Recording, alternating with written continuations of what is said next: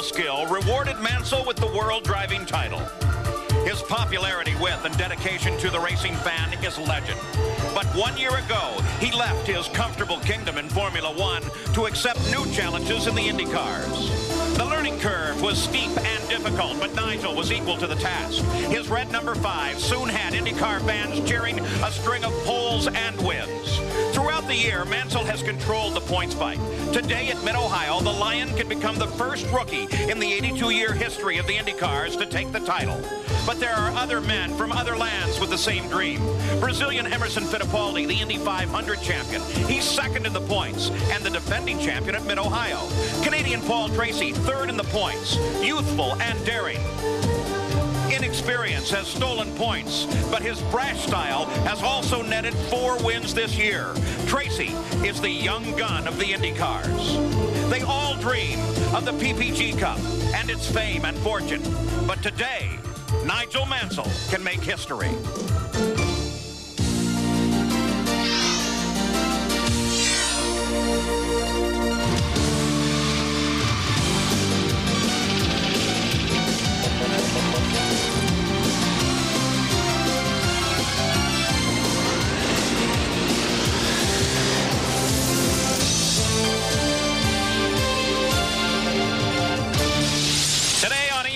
SPEEDWORLD. From the Mid-Ohio Sports Car Course, the IndyCars are ready for the Pioneer Electronics 200. And the focus today is on Nigel Mansell in the championship. We begin with Gary Gerould. Paul, 6 times this year, Nigel Mansell has picked up one of those precious bonus points for getting the pole position. Perhaps none as significant as the one he earned yesterday in the final 3 minutes of qualifying. By 0.14 of a second, he bumped Paul Tracy from the pole. Nigel getting ready to climb into the cockpit of the car right now. Nigel, the quick word that we have for you, do you play it conservative and go for the championship today, or because it's so tough to pass here, go all out for the win from the pole position? I think to keep it exciting, we'll just let everybody wait and see. Well, indeed, it will be very exciting. He settles in. He'll be strapped in. A couple of things to keep in mind. The 4 times he's won this year, starting in Australia. Then, of course, Milwaukee, Michigan, New Hampshire, all venues where he had no previous racing experience. He's had the luxury of 2 test sessions here at Mid-Ohio. He's obviously put it to excellent use. Now he settles in. He gets ready for 200 miles and a chance to clinch the championship. Paul? Well, Gary, Nigel Mansell can make history today and become the first rookie in the 82-year history of the IndyCars to become the PPG Cup champion and also back it to his World Formula One title. But how does he do that? Well, let's take a look at the way the points are distributed right now. Nigel Mansell, quite simply stated, and there are a number of scenarios, but in its simplest form, if he leaves here 45 points ahead of anyone else, then he takes the PPG Cup here at Mid-Ohio. Now, he's already earned a point for the pole, and let's remind ourselves of how many points are awarded for each position, because this is going to be a critical balance throughout the afternoon. And, of course, the other key player is Emerson Fittipaldi. Right now, let's get an update on him from Jan Beekes. Paul, Emerson Fittipaldi has been quick this weekend. He sat on pole position until the final moments of qualifying when he was bumped by teammate Paul Tracy and then by Nigel Mansell. On Friday, he didn't get much running because of an electrical problem. So they put Paul Tracy's setup on the car. He's very happy with it, but he likes a little more front wing because he likes to get a little looser or more sideways in the corners. We asked him about his attitude for the race. Now that the pressure is on, he said one word describes it: bonsai. I'm going for it. Also, keep in mind that it is threatening skies here, and if it rains, he was the man to beat at Portland. That's where it rained. A lot of people are also talking about the 1994 season. Gary Gerould has more on that. Yeah, no question. Speculation is rampant this time of the year about who's going to be driving with what team next season. So we decided we'd make our own little silly season consensus or poll of the drivers, particularly among some of those whose future seems to be somewhat in doubt. Ready yet? Well, I'd like to know who's going where and who's doing what, so then I can make my own plans too. But I'm not at liberty to speak too much, but we're just trying to get through this season, I'm trying to keep all the options open, and I'm probably the most confused of the whole lot. I got 4 options. Apart from the team I'm driving for, I guess 3 serious teams that I'm talking to right now. And every day I add another one. either with Michael Cranifus' new team. There's quite a few car owners. Ganassi. Talking to Chip again. Well, I have not signed any contract for next year with any team yet. Maybe Rick Gallis? You know, we're just going to watch and see what happens. Maybe Bernstein, you never know. Well, the only firm offer that I have is to drive a New York City cab for next year. Really, I don't know where I'm going to be yet. Basically, I'm still out there, you know, trying to put together a deal.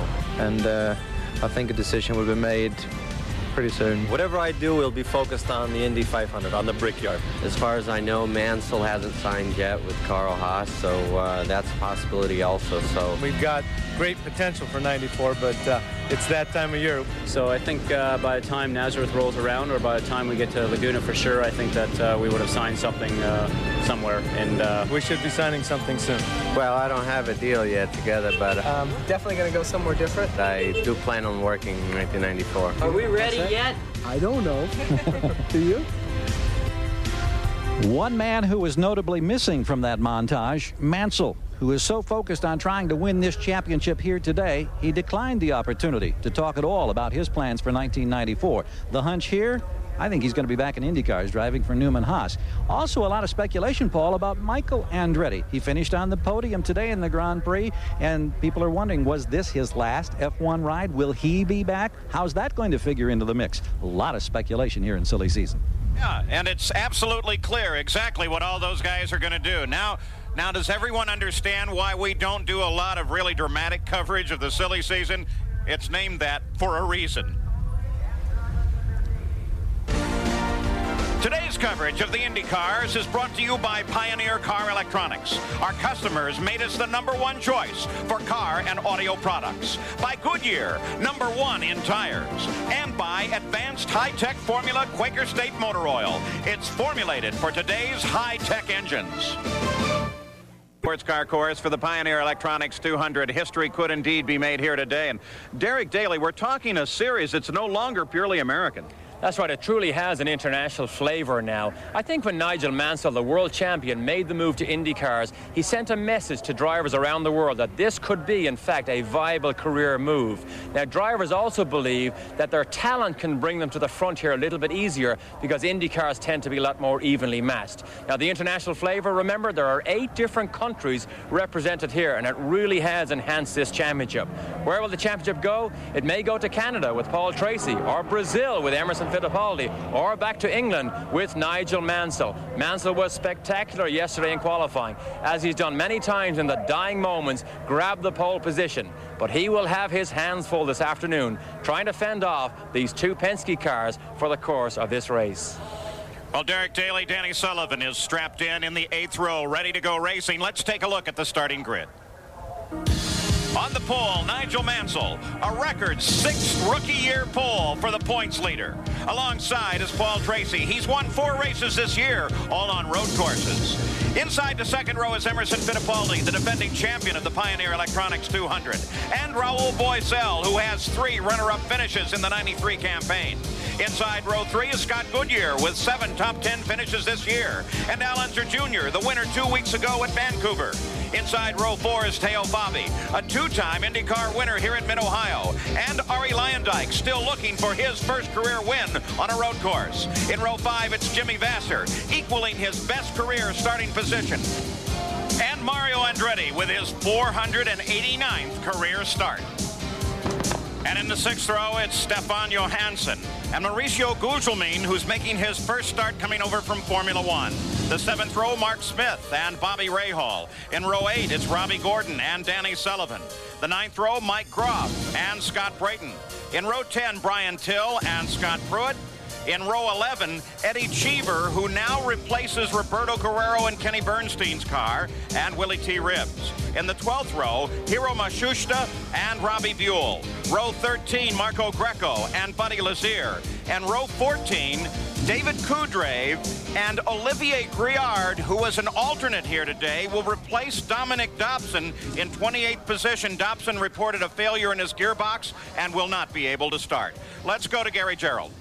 Paul, it's interesting. You may remember a year ago on the eve of this race, Roger Penske flew down to Richmond to watch Rusty Wallace in Winston Cup competition. Rusty got the win.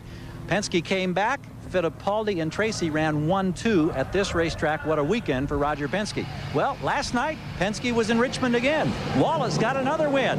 Can they do it here at Mid-Ohio as they fire the engines? Let's go check in with Jan Beekes.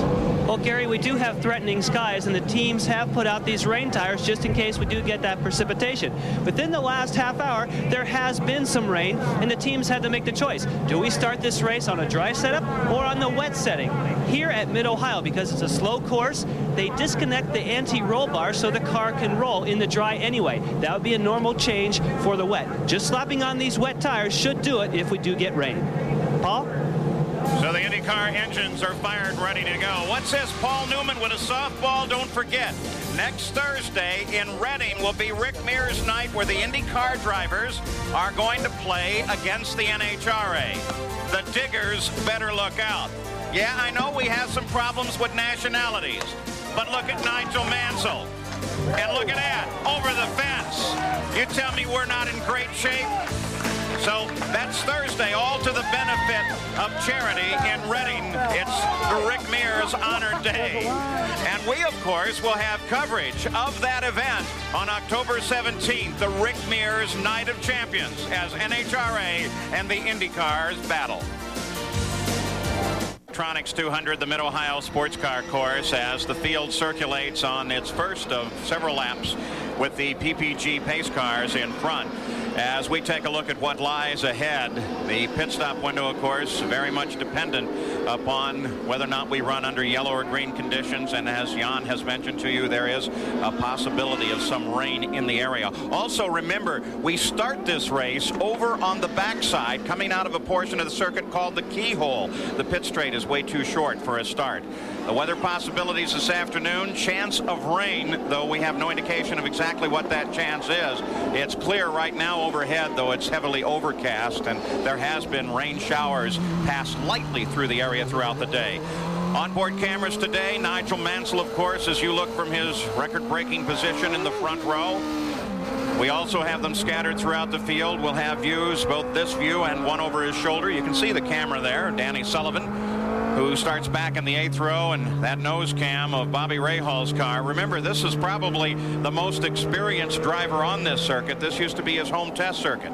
We'll also have some telemetry being transmitted to us from Raul BOESEL's car, which has been fascinating in the past, and again, given the nature of this wonderfully challenging road course, should be informative again today.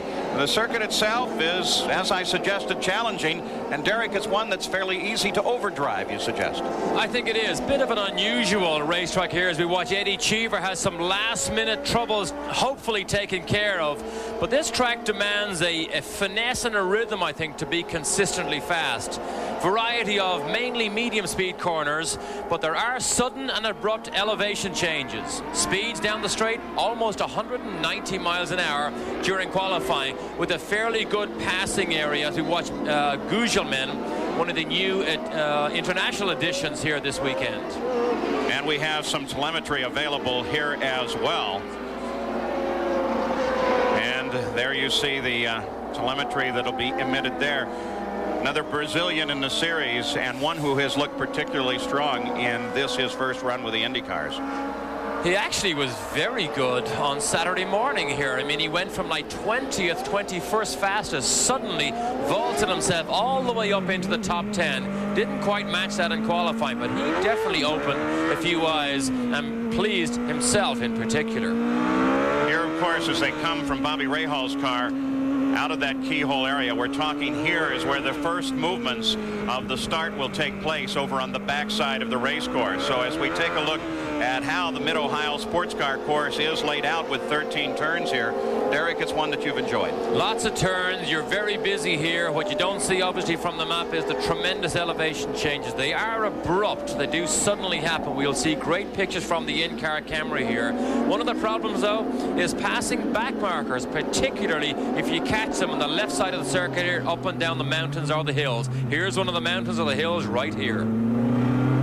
So the field now circulates still single file, and many of those areas, by the way, are blind to the drivers. You'll see a yellow flag pop out of the corner station just as you head over the brow of a hill, and you can be in a lot of trouble. Let's get an update on Eddie Cheever's situation. Jan Beekes? Paul, Eddie Cheever has brought the Bernstein Budweiser car in the pits. They had to change the spark box. He had a misfire. They have it changed. He is back out.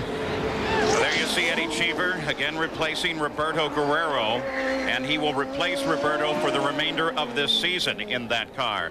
Eddie Cheever, whose name's been linked to a number of teams and opportunities for next season, and he has that wonderful ride out of the Bernstein stable at least to the end of the season. So now they begin to get serious. This is a pass down the pit straight into the first turn. The field all moving into position now and beginning to take up its rows of two.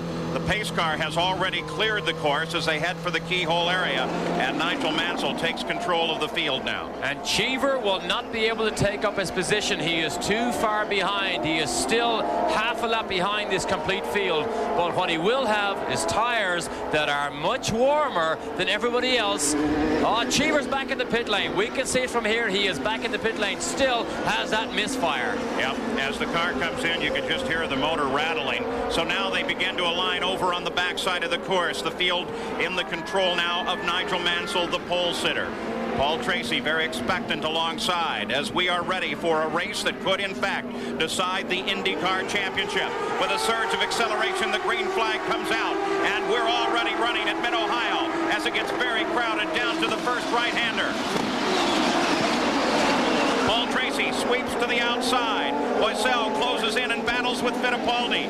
One car spins. Second car goes for the inside. Mike Groff already off there. And that's created some confusion in the field. And look at Nigel. Look at Nigel. What's the problem there? Very, very slow. We saw the contact. Look at Rahal charge up inside Mansell. Mansell's in trouble. He must be on his way to the pit lane. No front wings on that car. The one thing that Mansell could not afford to have happen here today may indeed have come to pass. Danny Sullivan also rolling to a stop on the race course. So contact, we go to a full course yellow immediately at the conclusion of the first lap here with Nigel Mansell, the focus of the day, in trouble, and he's hit something very hard. He has. The front suspension is damaged on that car. We saw the left side. Johansson is involved in it. He has a flat left rear tire. Perhaps 3 into 1 did not go. Well, there were several compressions heading down. There's a right-hand bend and then a solid right-hander. The NEWMAN HAAS team already prepared for the arrival of Nigel Mansell so they can go to work on the car. He is on the pit road now. Scott Pruitt is coming out just ahead of him. By the way, Scott Pruitt in the car that was originally scheduled for John Paul Jr. Gary Gerald is there to watch Mansell's arrival. Paul, we can see that one of the suspension arms on the left front as he comes to a stop is badly damaged. They shut off the engine. The crew immediately came out with a new nose, and they will attempt to repair the nose, but whether or not they can make the suspension change so that they can have any handling of this car is a very, very big question. There may not be clinching a championship in this pit today. Now the crew going to work. We were going to look and see if we could see what they were doing from the onboard camera. We cannot. It's not on the side of the car that matters. But Derek, that looks fairly serious, so they're going to try and change it. And they will have it changed pretty quickly. Remember, they need to get back out before the pace car comes around to stay on this lead lap. That's what they will attempt to do. All right, let's see if we can tell what happened that's created this most extraordinary situation. Here they were coming down for the start.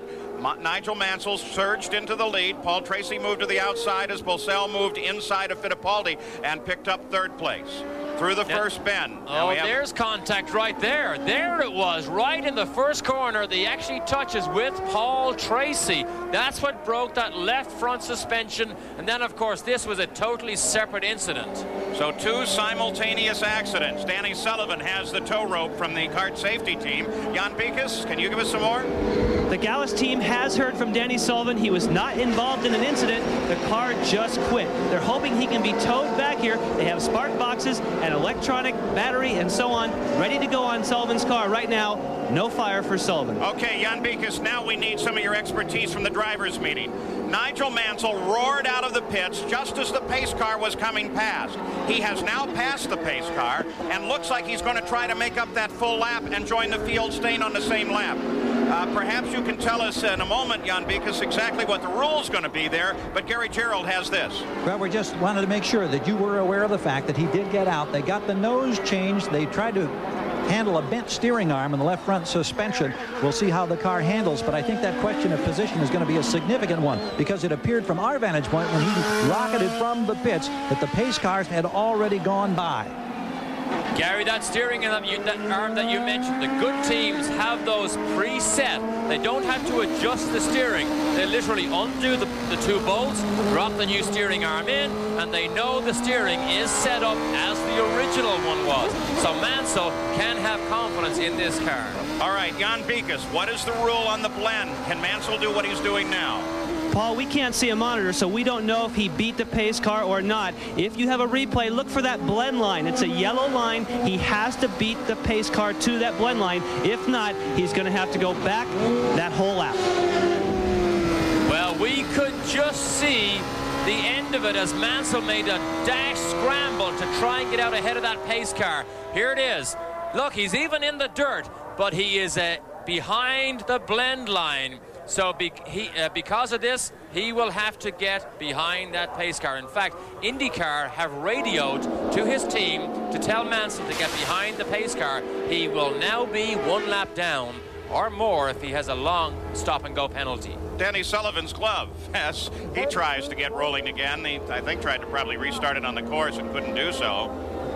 Maybe we can go back and take a look at the onboard camera from the perspective of Nigel Mansell on that start, and we'll see exactly what may have happened there a little more clearly. They come off the keyhole. They are aligned. They're looking for the green. Let's listen to the motor.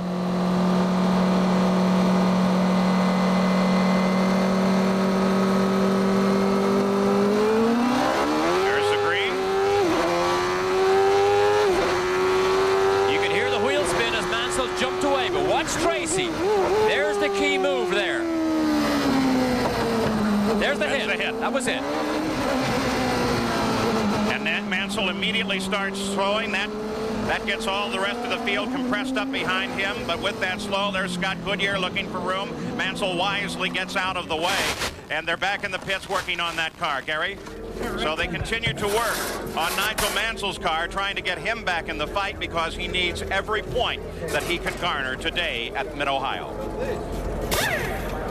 Yellow flag still being displayed around the circuit. Nigel Mansell back in the pits. The first time in, they got the new nose on. They couldn't change the steering arm. They're in the process of changing the steering arm right now. Engine shut down. We can see the field coming up the hill on the front straightaway. They will put another lap on Mansell now as he sets here in the pits. So a disastrous start for the man who is dominating the championship point standings, who had hoped to clinch a championship today. They still hope to get him back out there, but he's now going to be significantly down to the field, Paul. And of course, a number of incidents that led up to this first lap situation, Derek. Watch this. Mansell's left front suspension is broken. Look at LUYENDYK. Clips the front wings off of Mansell's car. He was already on his way to the pit lane anyway. That just lengthened that pit stop. And the crew going to work on that car still in the pits. He's a bit helpless here because he really can't get out of people's way. And LUYENDYK being pursued there by Mario, you can see that clearly, just nips the front wing. There you go. There's the debris.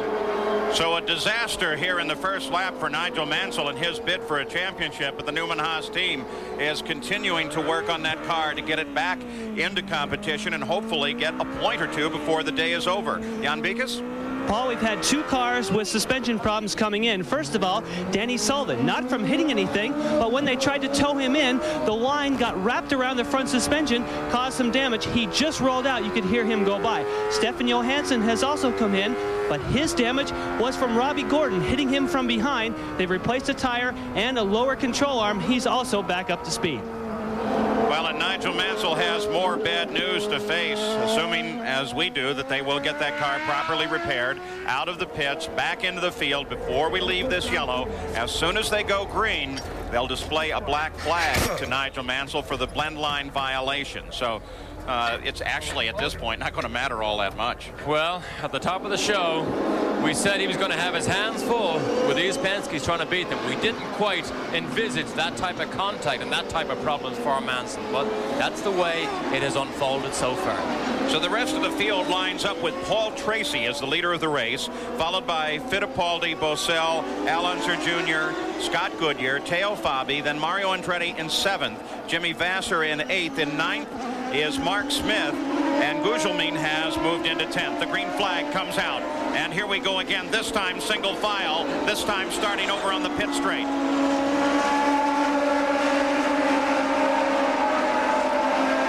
As they come back up to speed, Nigel Mansell is back on the course, but of course he will see the black flag very quickly come back in for that stop and go. There's our two main championship contenders against Mansell, leading here 1-2. In race conditions, this car has been very good, but look at BOESEL with the challenge on Emerson. Raul BOESEL moves to the inside, very close together, almost touch tires. Emerson holds him off. Al Unser Jr. closes in on BOESEL. Emerson was forced to take the inside line there and make things very difficult for BOESEL. Luckily, BOESEL realized and read it quick enough and decided to back out of it in this early stages of the race. Paul Tracy runs alone. You saw the interval back to second place, Fittipaldi, and then the lineup behind him, BOESEL, Al Unser Jr., now joined by Scott Goodyear, Teo Fabi, and Mario Andretti. They are all right together. Al Jr., one of his best qualifying positions, qualified 6th, had that grin again after qualifying, that confident look when he knows a racing car feels good under him. He feels very confident as this race unfolds. He will be a major challenger. Nigel Mansell just took the green flag ahead of the leaders over on the pit straight. At that moment, I didn't see a black flag out at the line, but the indication is he will see one fairly quickly. Here's the drag race again that we watched earlier. BOESEL versus Emerson. He's a little bit further behind this time, so I'm not sure that he can make a legitimate passing attempt. Look at Goodyear. Al Unser Jr. and Scott Goodyear battle for 4th while BOESEL tries to sweep to the inside of Fittipaldi, and there goes little Al past Goodyear. He has 4th. There is lots of room down there at the end of that straight. If you can't get it done inside, maybe you can try and go side by side around the outside. If you can get up the hill on the inside, you are in good shape. Have to be careful, though, because it is an off-camber corner. That can throw the car right off the course, as throughout the preliminary events, we've seen a number of incidents at that very location. Paul Tracy still in front. This battle around Goodyear broken off for the moment, though Teo Fabi closing in. Now Teo Fabi, as he chases Goodyear, we watch Nigel Mansell answering the black flag, coming in for his stop-and-go penalty. And this just continues to go downhill for Mansell. All the mechanical problems, all caused by two cars wanting that small piece of ground in turn 1, and all this trouble happens. But now he's going to be in a real fight. And Mansell rejoins in the middle of the field, 2 laps behind in 25th position. Gary Gerald. Well, a very frustrated Nigel Mansell, obviously, on the radio, very concerned about we need the points. He wanted to know what's the point of having to make this stop and go now. Tom Wirtz, his lead mechanic, said the repair work all looks good. But, of course, it took plenty of time. That's the major concern. Raul BOESEL with a fascinating challenge to the outside of Fittipaldi. He loses ground in doing so, and Al Unser Jr. closes in. And just what we said, if you can't get it done the inside, try the outside. BOESEL was alongside Emerson, but he didn't quite keep the momentum around that longer outside groove, and Emerson grabbed it back again. The telemetry coming from Ford Electronics on Raul BOESEL's car as he maneuvers in this tight little battle, currently in 3rd, trying to close Fittipaldi. Paul Tracy beginning to pull away, now 4 seconds ahead of Fittipaldi. You can see the speed on the right side build up here. Now, turn 1 is a 5th gear corner, no lower than 113 miles an hour. And then the acceleration blast. Watch the speed, 170 miles an hour before he gets on the brakes. But here's the blast on the drag straight. The drag strip down this long back straight. The key here is acceleration on this downhill run at this point, and then all over the brakes and down through the gears at the end of it. Look at this. 191 miles an hour around the outside, and Emerson still holds that defensive line down the inside. But I tell you, Emerson has his hands full. Look at Al Jr. This time BOESEL tries a slightly different line over to the right, about 2 car widths over. Al Unser Jr. closes in with that again as well. BOESEL continues his pursuit of Emerson Fittipaldi, while Fittipaldi's teammate Paul TRACI, both players in the championship fight, begin to pull away. Exactly what the leader needs, because he has a dogfight going on behind him. They will slow each other up in second, third, and fourth here as TRACI inches away. So 9 laps complete for the leader, Paul TRACI, as he flashes across the line. We're underway at Mid-Ohio, and it looks like it's going to be an interesting outcome.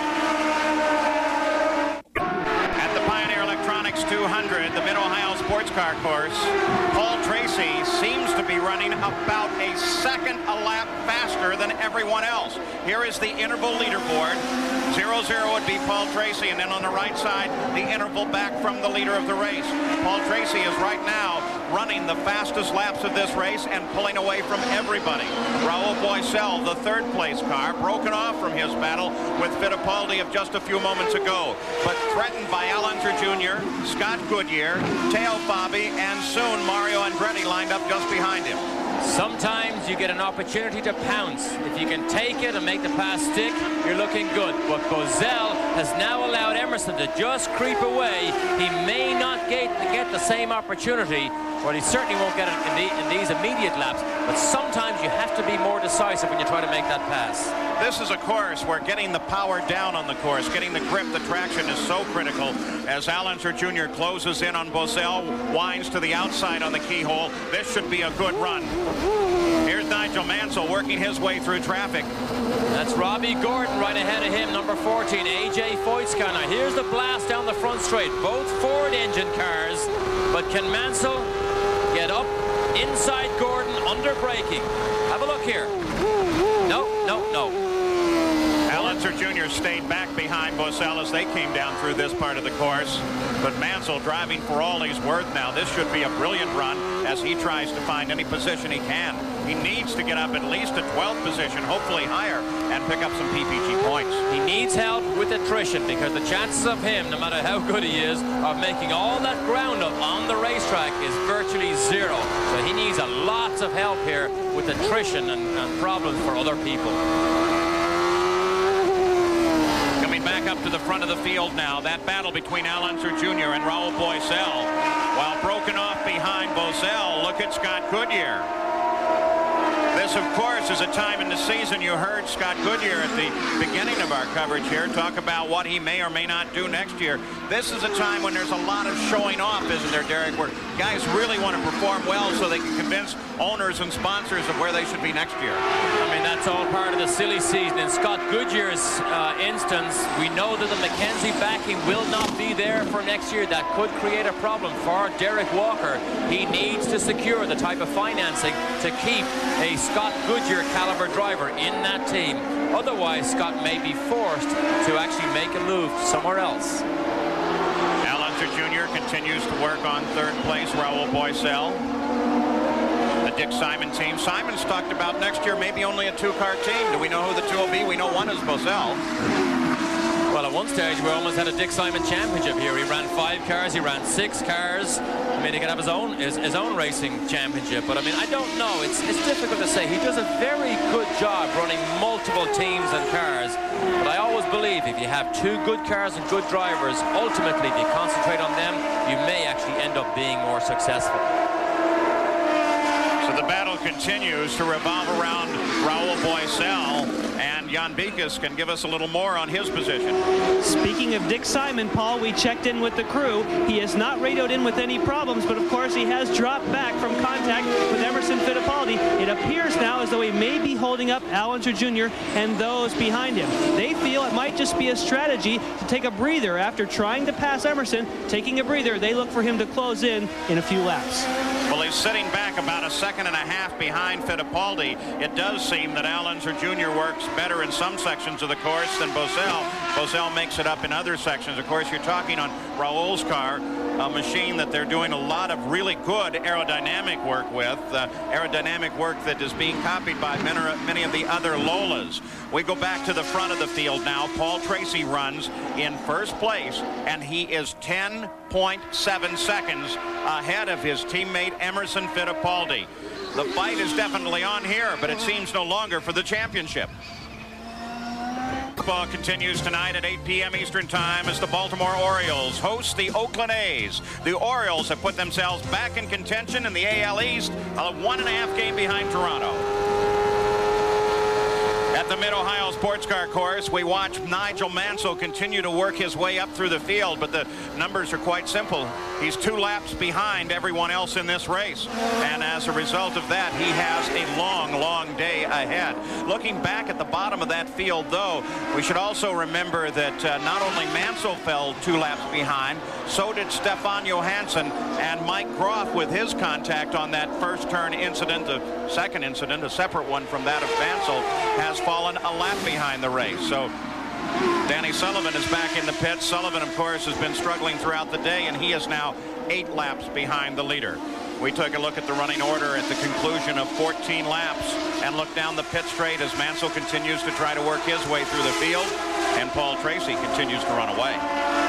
And it is difficult to pass here, particularly when the cars are fairly even. Now Mansell draws up again under the rear wing of Gordon, but he's not close enough. You can see it there in the braking zone. He's not close enough. Who was that on the left-hand side running wide? Gugelmin, maybe. Mansell still pursuing Gordon. He can pass the slower cars, but the further he comes up through the field, the closer he comes to his own speed. And remember, still not certain. You assume that they did a good job on that car in terms of getting the nose back with the right angles. They had the preset rods there, but maybe it's not exactly right. So obviously it wasn't Gugelmin that we saw on the left-hand side run wide through the keyhole. It possibly was Buddy Lazier. That's the other brightly colored car, red and white. But Gugelmin and Robbie Gordon here are embroiled in a tremendous battle. And I mean, they don't need to move over and let Mansell by, because this is all racing for position. Absolutely. It's a battle for 10th place. As Robbie Gordon closes in, makes his challenge, Mansell watches now, perhaps a little more carefully. Look at Gugelmin now. Lost a little bit there.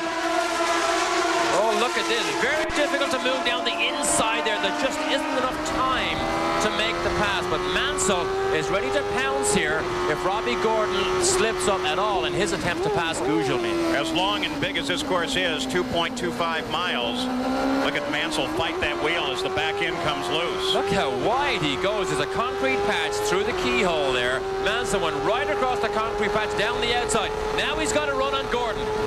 Is he going to get close enough? Here he comes. Gordon's not having any part of that. No, I tell you, slice his nose off. I don't care if you're a world champion. Watch me. I mean, Gordon's the type to do that. He is. We mentioned about the young gun being Tracy. You have to include a Robbie Gordon in that category also. I believe he has told A.J. Foyt that he will not drive for him next year, and it's becoming more open now. Brian Till suddenly slowing on the race course and definitely off the pace now. He was not in contention at the top of the order, but was running 15th. Great shame. He was, believe it or not, running 5th fastest on Friday, and then had electrical problems in qualifying, blew the engine in the second qualifying, but he was running very, very fast on Friday. Danny Sullivan out of the car and with Jan Beekes.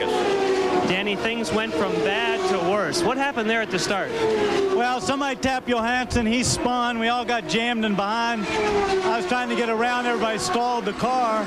Then I got a tow, and when they towed, I let go of the rope, and it wrapped in the front suspension. They stopped, and it just jerked the car, spun me off the track, and bent the front suspension, a toe link, and broke all that.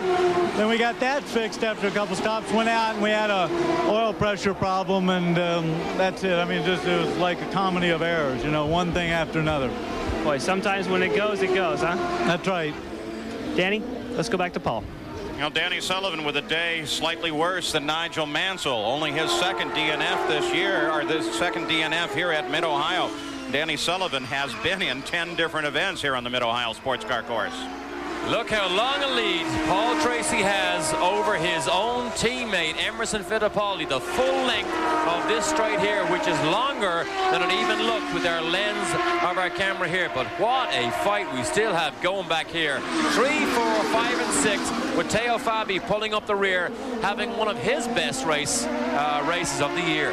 Well, let's do the arithmetic on this. You've got 19 laps complete in the race. The first laps were under yellow, and Paul Tracy's about 14 seconds ahead of the field. So, in fact, he is pulling away at about a second a lap over his teammate, Emerson Fittipaldi. Just blistered a lap off at 114.6 miles an hour. That by almost a full mile an hour faster than anybody else on the course. We're continuing to monitor this battle that goes on between Nigel Mansell and Robbie Gordon. This was just a few laps ago. Look at how hard they are both fighting. This is a tremendous fight here. Now Mansell still tries to go around the outside. Right here, look. He gives up right there. Here he is again. He gets down the inside and finally, after 5 laps, scrambles past Robbie Gordon. Tracy's off. Paul Tracy is off the course. Remember the zest of youth and how it has cost him this year? It's done so again. ARIE LUYENDYK was closing up behind Gordon just as Mansell got around as they began to battle, and then suddenly through the sand trap and into the tire barrier, Paul Tracy. And it was again in lapped traffic. Got Scott Pruitt ahead of him. Look at this. He gets very close. Locks it up over the curb. It's a right-hander here, and that's it. It's all lost. You may be burying his championship hopes in that sand trap and under those tires as we watch it right there. And is that shades of Bobby Rahal last year, where he ran off the corner and almost ended his possibility of a championship? Roger Penske has been on the radio to Paul. Not anymore. Paul unplugged it and got out pretty quick. Well, here it is again. That's a mistake. That's a driver error. You can't call that anything else. You have to be able to adapt to slower cars being in your way, particularly when you're passing them or lapping them. That's something he must do. He just threw away another race win. Well, that creates a battle back at the front of the field as Fittipaldi is now sitting about 7 seconds ahead of this battle, and this is now a battle for second place between BOESEL and UNSER Jr. And it has also opened up the championship because Emerson now could possibly be in a position, well, he is right now, to get winner's points, and Mansell has yet to get in a position to score any points. Well, given the current positioning, we could leave this race with Mansell still at the front of the order, but he would lose 20 precious points to Fittipaldi. That's assuming it stays the way it is, and we're not going to begin to make that assumption. And we've dropped Teo Fabi from this group right here. Fabi, who was having a great run, hung on to the back of these guys, and he has been dropped. He is no longer behind Scott Goodyear. If you're tracking Eddie Cheever, he is finally back in the race after a 21-minute repair. They finally got him back out and into action. We watch the battle for second. It continues on. Now here we have Robbie Gordon battling with ARIE LUYENDYK as they start to chop at one another as they move through traffic and continue their battle now for 9th place. They all moved up when Paul Tracy came off. Here's Mansell now. Mark Smith is the next attack point here. He comes down the inside, and we do hear it's actually beginning to rain. You can see some drops of rain on these camera lenses now. Whoa, you think this was interesting before? What's going to happen now? That will open up some difficulties here. Oh, look at this. Gugelmin, Robbie Gordon, and LUYENDYK all embroiled in a battle here for position. Gordon has not been able to pass Gugelmin. Three-way fight for 8th, and they close on Mark Smith in 7th. Yellow flags out there for Paul Tracy as the IndyCar safety team comes to get him off, and it looked like Teo Fabi off the side. Let's go to Gary Gerald, who's with Stefan. After a third-place finish at Vancouver in the last race, Stefan Johansson, this has been a very difficult day. The contact early, and now you're out of the car. I understand there was a problem with the gearbox or the shift linkage. Yeah, I think it was a legacy of got hit by Gordon in the start on the first corner. He spun me around, and he probably hit the gear link, the shifter mechanism, and that eventually broke. Been really tough, I know, this year, and the team was on a roll after getting that podium finish. It's got to be so disappointing now. The car was running so well today. I think I was the quickest car on the track, you know, when we stopped. And, you know, if we'd been running properly, I think we would have been in good shape now. Sorry you're not still out there. Thank you, Stefan. Okay. Paul? So with rain in some sections of the course, boy, take a look at this. As Gugelman sweeps inside, Gordon continues his fight. But Gugelman gets around Mark Smith. What a nice run he's giving that car. This is the car that's had many drivers looking And here comes Robbie. As Mark Smith tries to hold him off, ARIE LUYENDYK closes in. The battle here is 4-7. I was going to say Gugelman's car is the one Eddie Cheever drove in the last race. This is also the car that Lynn St. James drove to good effect, particularly at the Michigan 500 earlier this year. So is potentially Gugelman the next Stick Simon driver for all next year? Team, there's Teo Fabi back under tow. Maybe they'll get him back rolling again. Having one of his best races, look at Robbie Gordon. Has that baby sideways under acceleration out onto this front pit straight. Robbie Gordon and Paul Tracy may be two of the most exciting drivers to watch in this series. And Gordon thinks absolutely nothing of pitching the car totally sideways and going through the corner. Scott Goodyear comes around Al Unser Jr. and picks up third place as a full course yellow comes out for the second time today. He just got the pass handled in time, I believe. Yep, just ahead of the yellow. Just ahead of the yellow. And he did it the hard way. He went round the outside of Al Unser Jr. You've got a combination of factors here. You've got some rain on some sections of the course. You have the fact that there are several cars under toll. You saw Teo Fabi just a moment ago. They want to get this course cleaned up and get everybody back in line. So the yellow flags fly, two of them at the start-finish line. And here comes Emerson Fittipaldi into the pits. Jan Beekes waits for him. Fittipaldi stops it right on the marks. He has radioed in. We said at the beginning of the show, he likes a little more front wing to make the car loose. Watch for them after they change the tires. They're going to take some of that wing out. The car's too loose. There he goes. One, half. Okay, one turn on each front wing. The car's down. Emerson Fittipaldi underway. 13.8 seconds and Fittipaldi's back into the fight. You see both Mansell and Nigel Andretti coming in. There goes Al Unser Jr. in and out in 12.2 seconds. And the real key here, though, is no one seems to have decided that there's enough moisture on the circuit to go to rain tires. And I believe Al Jr. in that session of pit stops may have got that position back from Scott Goodyear. ARIE LUYENDYK, he comes back into the fight. Got a glimpse there of the speed gun. It is not the official reading. It's a reference reading that tells these drivers how close they are to the 80-mile-an-hour limit. And there is continued moisture over on this side of the course. Not a lot. Who knows how much is on that track? Only the guys in the cockpit. And Emerson wants everybody out of the way so he can close up. Well, if it rains here, we could have a very interesting event because you begin to slip and slide. You have to be so careful. It has threatened to rain all day. It's been gray and overcast. We haven't seen raindrops until the last two laps. At 30 car, of course, is Marco Greco just ahead of Emerson. Willie T. Ribbs with a quick spin. Keeps it under control, keeps the engine going. And we'll get it back on the force. Marco on the race course. Marco Greco, of course, has been in an uphill battle hoping for good equipment all year. Now has some great possibilities for new and uprated equipment. And I'll tell you, I think he's one of the other drivers that you get him in a car that can really go racing, and he can have one terrific year. RAUL BOESEL, he comes into the pits, as does much of the field that was not there the first time. And he comes back into the fight. So under the full course caution now, the rest of the field tries to line up as everyone decides lap 27 is a very good point to make your first pit stop of the day, but that may change the complexion of this race as it runs to the end at the Mid-Ohio Sports Car Course.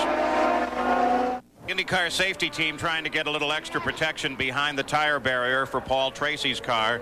And of course, with this situation, crashing in the lead, once again, Tracy's lost any hope at all of the championship. He trails Mansell by 47 points now. He can't possibly catch up with Mansell anyway at all. So now the championship down to Fittipaldi and Mansell. Teo Fabi, you saw him under tow. They did get him back to the pits, but they have the hood off the back of the car. The cowling in there doing extensive work. The side pod's off as well. Does that mean that's electronic that they're trying to do on that right side of the car? Well, whatever it is, it's serious when you have to remove that rear bodywork. It's hard to know. It could be mechanical, it could be electrical. However, it's a shame to see Fabi drop out, because he was one of those leading contenders for that second position, having his best race of the year. They've struggled to get the sweet spot on this car, but this weekend in particular, they just felt they had a handle on how to make his car go fast.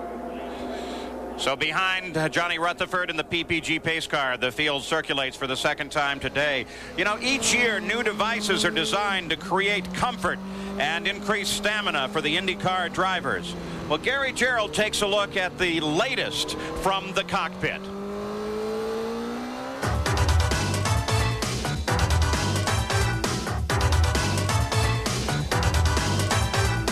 The latest wrinkle in creature comforts for drivers of Indy cars relates to a unique new design of a custom steering wheel.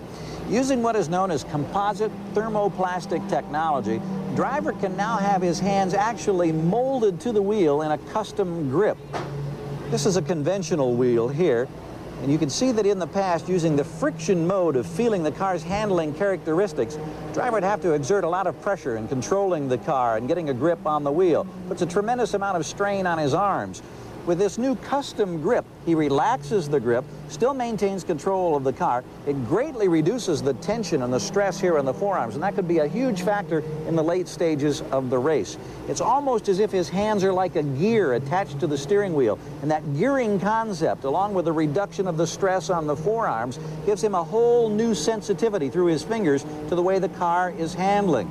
They fine-tune these grips so that you have a different set for an oval track where you're turning always to the left, or for a road course where you're turning right and left. It's a very simple, effective design, very popular with a lot of drivers looking for that little competitive edge that could be the big difference between being on the winner's podium or out of the money. In the Penske pits, Rick Reineman, the rest of the Penske team, as they discuss their predicament here today. Jan Bikus, you have something? One of the things they're discussing is they have two lap cars in front of the leader, Emerson Fittipaldi. Roger Penske himself sent a representative down to Greco as well as Till to let them know that Emerson is behind them. Now we see it's just Greco that's ahead of Emerson, to let him know exactly what he wanted Greco to do so that Emerson can get a flyer on the restart. Yeah, and of course the reason Greco is in front of him, he actually made a pit stop earlier than this yellow flag, so he doesn't need to stop. Paul Tracy's made it back to the pit area. Gary Gerould? And in fact has had an opportunity to try to cool off and talk to his crew and get out of his driver's suit. I know this has to be tremendously frustrating for you, Paul. It's heartbreaking, really, to be in a commanding lead and, you know, come up on lap traffic and, you know, just guys stopped all of a sudden in front of me. I didn't have any way of slowing down and just had to get two wheels off in the grass to avoid hitting them, and then it was just skated away. The grass was a little bit wet because it started to rain. How difficult is it for a young driver such as yourself now to dismiss this and get on to the next race and try to forget about this tough day? Well, championship's over now, so I guess all we've got to do is try to you know, keep our position and you know, throughout the rest of the year. So tough to move out of this one, but we'll be back next week. Well, there's still 4 very positive weekends with 4 wins in this learning curve. We wish you better fortune next week in Nazareth. Thanks. Paul? The disappointment so obvious in those active eyes. Paul Tracy's car being taken back to the paddock area, and it will be loaded onto the trailer and made ready for the run at Nazareth. Well, here's how they went into the pits and how they came out. BOESEL suffering the most, and as you mentioned, Al Unser Jr. with a great cycle into his pit stop. So now they line up still behind the pace car.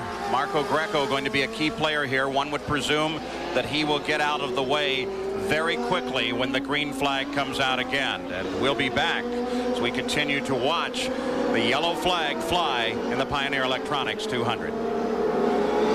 In NASCAR course, we continue to be under the second full course yellow of the day, though we expect to go back to green flag racing very quickly. And when we do so, we expect a great deal. Nigel Mansell trying to move up through the field, gain a lap back, get back in contention, get a point. At the same time, Al Unser Jr. is coming up through this field. We're looking for him to do something. And let's go to Gary Gerould. Well, they had new suspension parts on Teo Fabi's car this weekend. Jim Hall and the team very optimistic coming in. Electronic problems, we understand. And while we watch the crew, if we've got just a quick moment, Jim Hall is here. Jim, how frustrating. It is electronic gremlins? Well, apparently the engine just shut off. So it appears to be electric, and we have changed all the parts up to this point. We haven't found it, so it may be in a wiring loom somewhere. We're not sure. yeah, it is a little frustrating because he was running well this weekend. Indeed he was. We're about ready to go green. Thank you, Jim. Better fortune in Nazareth. And in fact, we do go green as Marco Greco very wisely sweeps to the outside. Let's first, second, and third around as Scott Goodyear challenges on Al Unser Jr. And Scott Goodyear moves into second place. That's a surprise. You would have expected that little Al would have been all over the back of Emerson Fittipaldi. Now it is Scott Goodyear challenging Fittipaldi for the lead. He goes very wide in a difficult place to do so. Gets off course, gets back on, and continues his pursuit. But here's Al Unser Jr. closing in. They're on the downhill run now. Heavy braking at the bottom of this one, down through the gears. Al Unser Jr. darts to the right, comes back to the left. Goodyear comes to the outside, but he still can't get around Fittipaldi. But Al Unser Jr. carried enough momentum in that he closes from second place onto the back of Fittipaldi. What a tremendous battle.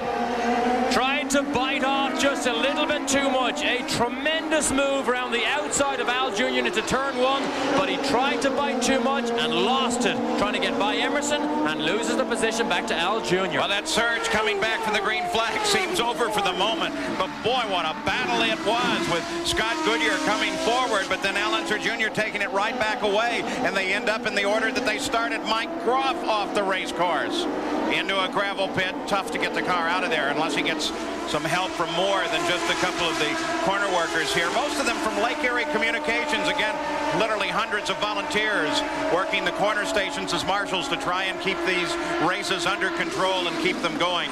The race is very thankful for that.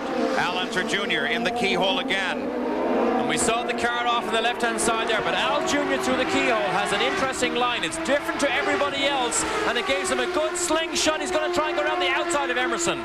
Al Unser Jr. makes the move to the outside. Fittipaldi protects the position, sweeps a little out before he comes in. But look at little Al as he comes to the inside. Very difficult off-cambered corner. And Fittipaldi comes out to the edge of the course and keeps little Al back. Give me half a groove and I'll try and make it wide enough. Al Jr. was so confident after qualifying that this was a good racing car. He needs, though, to get the job done early in this run because the Penske, as the laps go on and the fuel load lightens, just seems to edge away from the Lolas. You can see the battle first through fourth as pulled away from the rest of the field. Fittipaldi, Unser Jr., Scott Goodyear, and Raul Boesel. Jimmy Vasser is running in fifth place right now, though the indication is that they will black flag that car for a pit violation. Now watch Al Jr.'s line here as he goes through the keyhole. Emerson stays tight. There's a concrete patch on the inside. Emerson goes inside it, and Al Jr. goes to the outside of it. Didn't go as wide there as he normally does, but he likes to stick his outside wheels outside the concrete patch. Here he goes again, another run. Unser Jr. to the outside now.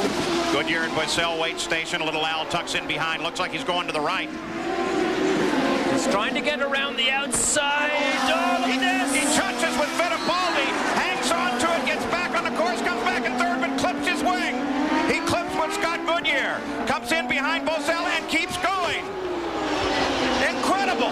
Bit off more than he could chew there. We saw exactly what he wanted to do. If he held station around the outside of Emerson, he was on the inside of the bottom of the hill. That's where he could have made the move. Emerson moved all the way over. There was contact, and that was it. Al Jr. will have to go to the pit lane. Emerson gave him the room necessary. Little Al couldn't hold on to the car right there, though I have to admit it was a pretty skinny car width that was available to little Al on the course. As Al Unser Jr. heads into the pits now to get repair on the nose wing of that car. He's a fighter. He is a fighter all the time. Gary Gerald's right there. Indeed, the left front nose wing gone. They'll replace the entire nose. The crew immediately got the spare out over the wall. They keep the engine running, which is a little bit surprising. He had a magnificent 12.2-second pit stop that enabled him to get up into that second position, challenging Fittipaldi. Now they strap the new nose on. They'll bolt it down. And boy, I tell you, this crew is really doing a terrific job of hustling. Let's check in with Jan because as Unser continues to get service. The other car involved in that was Scott Goodyear. We checked with Derek Walker. He says, I just saw it on the monitor. I have heard from Scott. The car is fine. He did not have the kind of damage that Al Jr. did. And right behind Scott Goodyear is now Boesel closing in a battle for second place. As here's that situation again. Wheels are interlocked, and Al Jr. knew that he was out of road. He took across the curb, down the grass. But watch it right here. Now he's out of control. slices the front wings off Scott Goodyear's right rear. Scott Goodyear was lucky that he did not slice that right rear tire and also have to make a pit stop. Does that put you in mind of the '89 Indy 500, Fittipaldi and Al Unser Jr.? That contact was good for $1 million to Fittipaldi in his first Indy 500 win. By the way, Jimmy Vasser did answer a black flag for a pit speed violation. In doing so, he dropped out of 5th and fell back through the field to 11th. That brought Mario Andretti up into 5th place, followed by Luyendijk, Ray Hall, Gugelmin, and Brayton and Ribbs rounding off the top 10. The action is continuing here at the Mid-Ohio Sports Car Course. Emerson Fittipaldi with Scott Goodyear right behind him and trying to close, while at the same time RAUL BOESEL sits in 3rd trying to close Goodyear. But for the moment, it's 1, 2, 3 broken off from the battle and absent the position of Al Unser Jr., who had Gary Gerould one incredibly quick stop for major repairs. Paul, I have never seen a nose change so quickly. Here's the damaged nose. You can see where the left front wing was sheared off.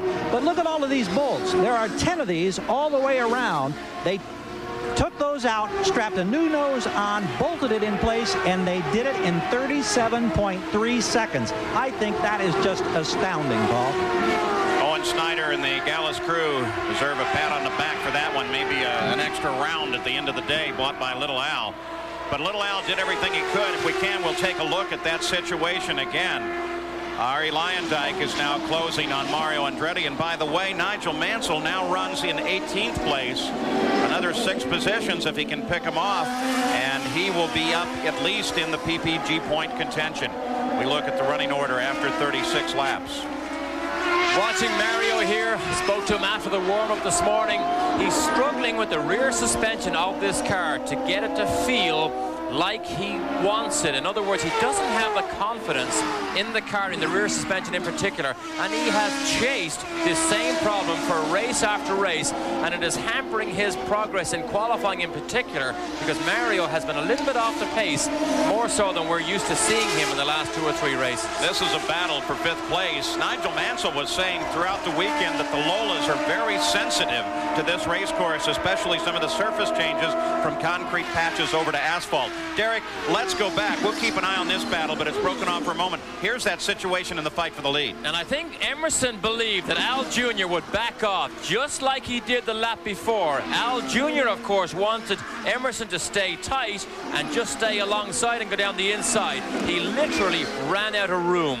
And Al Jr. hits the curb, the car takes off, and that's it, down on the grass, and it's all over. Probably lucky that he didn't actually do more damage, because look at Goodyear. I mean, he was lucky he didn't T-bone Scott Goodyear and take both cars out with serious damage. Yeah, because the car only now is really coming back under control. Is it? Certainly no control when it's off in the grass.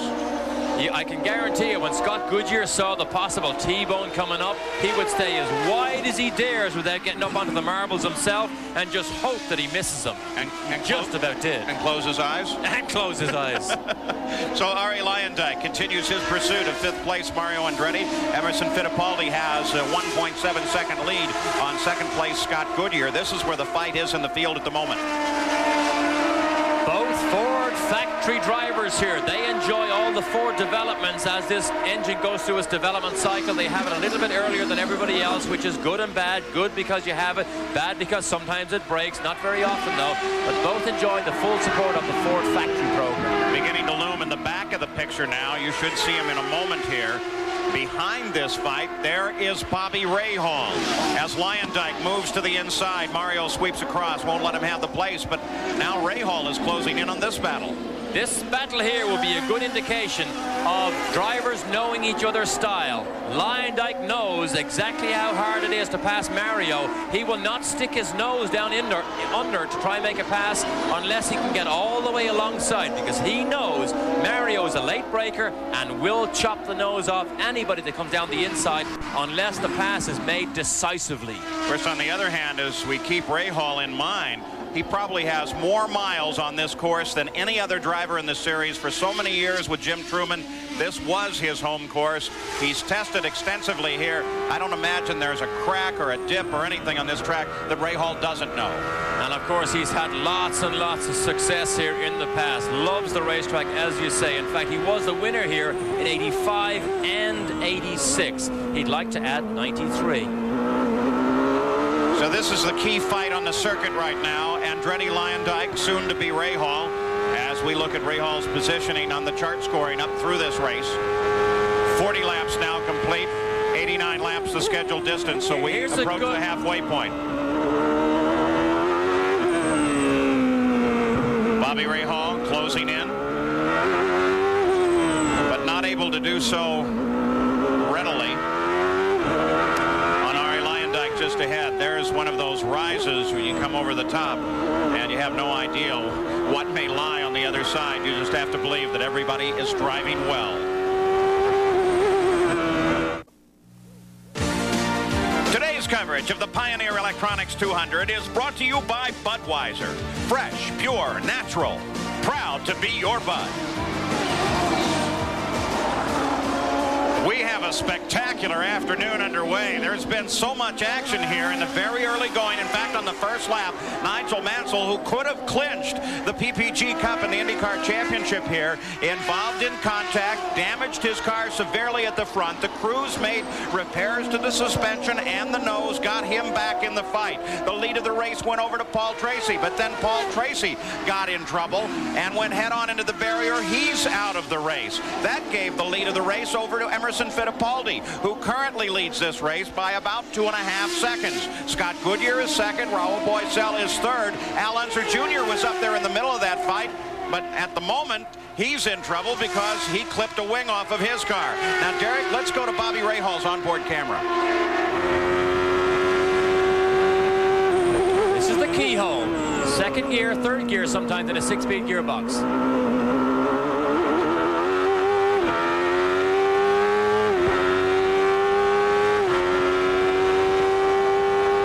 190 miles an hour down here. Heavy braking.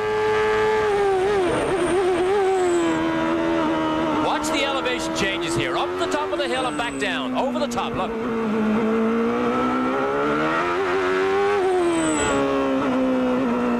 Now over the top of the hill again. Oh, and you hear the wheel spin? Car got light. Another hill.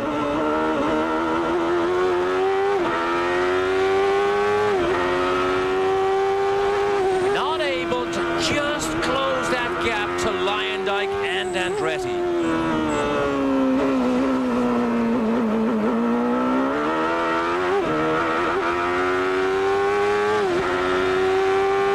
Turn 1 is 5th gear.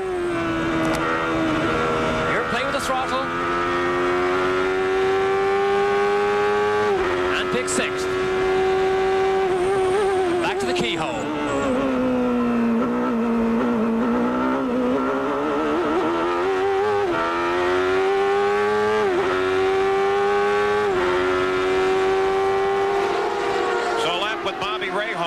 In 7th place.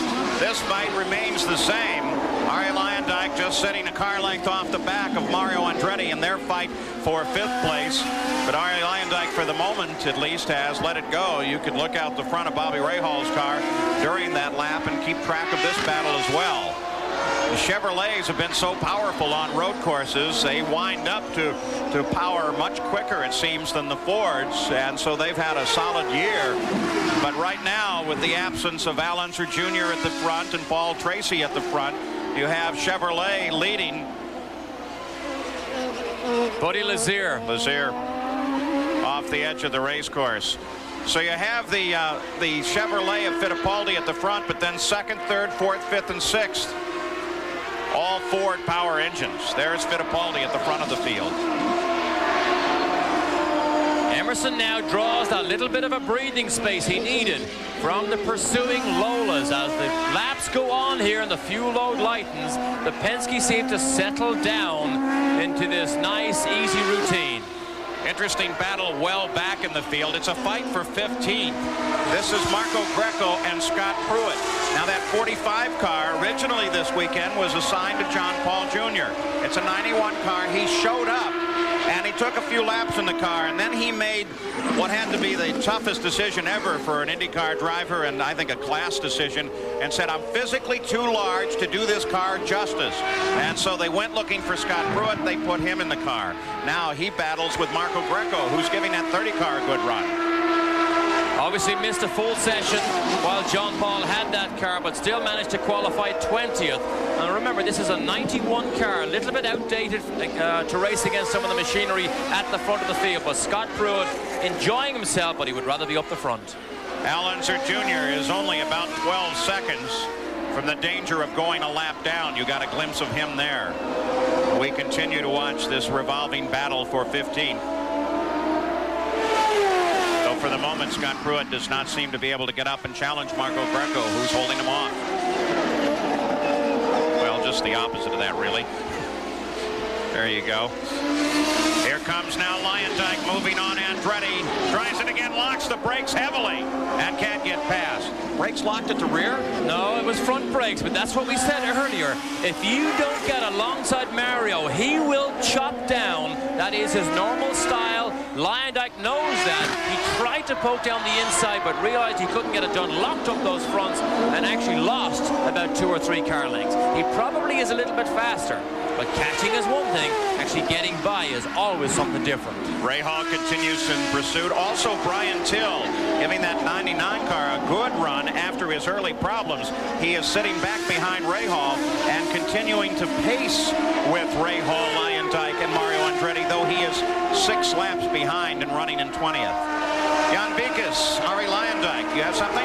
Checking in with the Chip Ganassi crew, they said the car is fine. They did not make any changes during that previous pit stop. They said we've always been faster than Mario. We've just now finally caught him. But the difficulty is most drivers feel there's only one good place to pass, and that's at the end of the straightaway. They think they have more speed, looking for Luyendyk now to pull off the move. For the last time Arie tried it there, it did not work at all. We are now 47 laps deep into an 89-lap race, 199.3 miles here at the Mid-Ohio Sports Car Course. Your deck versus Raul Boesel. He runs 3rd place, out of contact with the battle at the front of the field. Well, there is no battle in truth. Scott Goodyear is 2nd, Emerson Fittipaldi is 1st.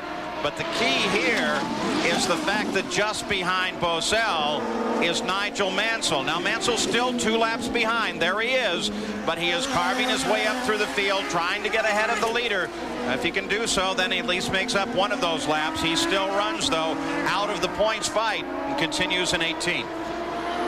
I mean, for Mansell to chase down Boesel can only be a demonstration of how fast he can go even under these conditions, because there's so little to fight for at the moment trying to get past Boesel. I mean, he needs a lot of help from yellow flag situations. The telemetry was coming out of Boesel's car.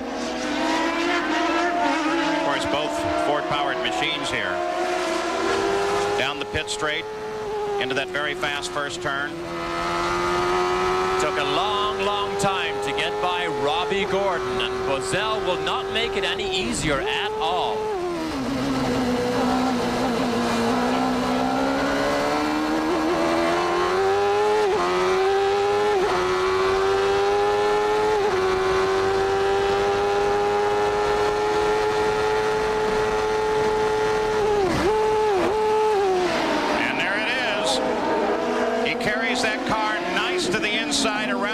Boesel, of course, knows that this is not a battle he particularly should engage.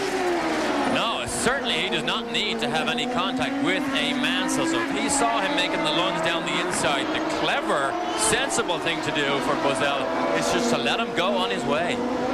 Update now on 4th place, Robbie Gordon. Gary? Well, it's been an interesting day for Robbie Gordon, who started 15th. A.J. Foyt sitting in the scoring stand. A quick word with him a few moments ago. There was the early contact with Johansson that broke off one of the end plates on the wing. That's affected the handling a bit on this final pit stop coming up here in about 8 laps. They'll try to dial a little more wing in to give him a little better grip on the racing circuit. But all in all, for the young man who finished 3rd in the season opener at Australia, he's got a chance for maybe his best finish in quite some time, Paul. Gordon runs in 4th, about 7 seconds behind Raul Boesel, just ahead of him. So let's take a look at the running order at the conclusion of 50 laps with the interval back from the leader. We'll take you through the field here. The real key, of course, is we watch for 18th spot, currently occupied by Nigel Mansell, as he's trying to carve one of those laps of the 2 off. And then he has a whole lap to make up, but of course part of what he would like to see is another full course yellow after he gets in front of Fittipaldi. Difficult to see on this car. Look at Gordon kicks the dirt up, but this car this weekend has the little winglets, which was the development that Dick Simon came up with. Now all the Lola runners have it. Little winglets on the front of the side pod, which actually allows the airflow to be different under the car, creates more downforce, and Gordon used this to help him get rid of some of his understeer this weekend. Well, we now have 52 laps complete. Let's go up to Bobby Rahal again. Rahal runs in 7th place. Right now we're looking at a car propelled by a Chevrolet engine, but the announcement this weekend is definite that all of that will change. We're talking Honda power in this car for next year. Great to see another manufacturer take their product onto the racetrack and do battle with the Chevrolets and the Fords. Lots of speculation as to whether this would go ahead or not. There was some argument about the rules. However, Honda said yes, it will pitch its hat into the ring, and we all eagerly await the anticipated first runs next year in next year's cars. Of course, they've tested that engine extensively in a car this year. Mike Groff driving much of the testing, including at the Indianapolis Motor Speedway. And the spies that sneak out to those tests say that the engine sounds drastically different. I asked Honda, well, why does it? Not a chance of them telling us. It's just a 161 cubic inch turbocharged engine, and that's it. So now Fittipaldi begins to encounter some traffic with pit stops lying ahead. Jan Beekes, how soon?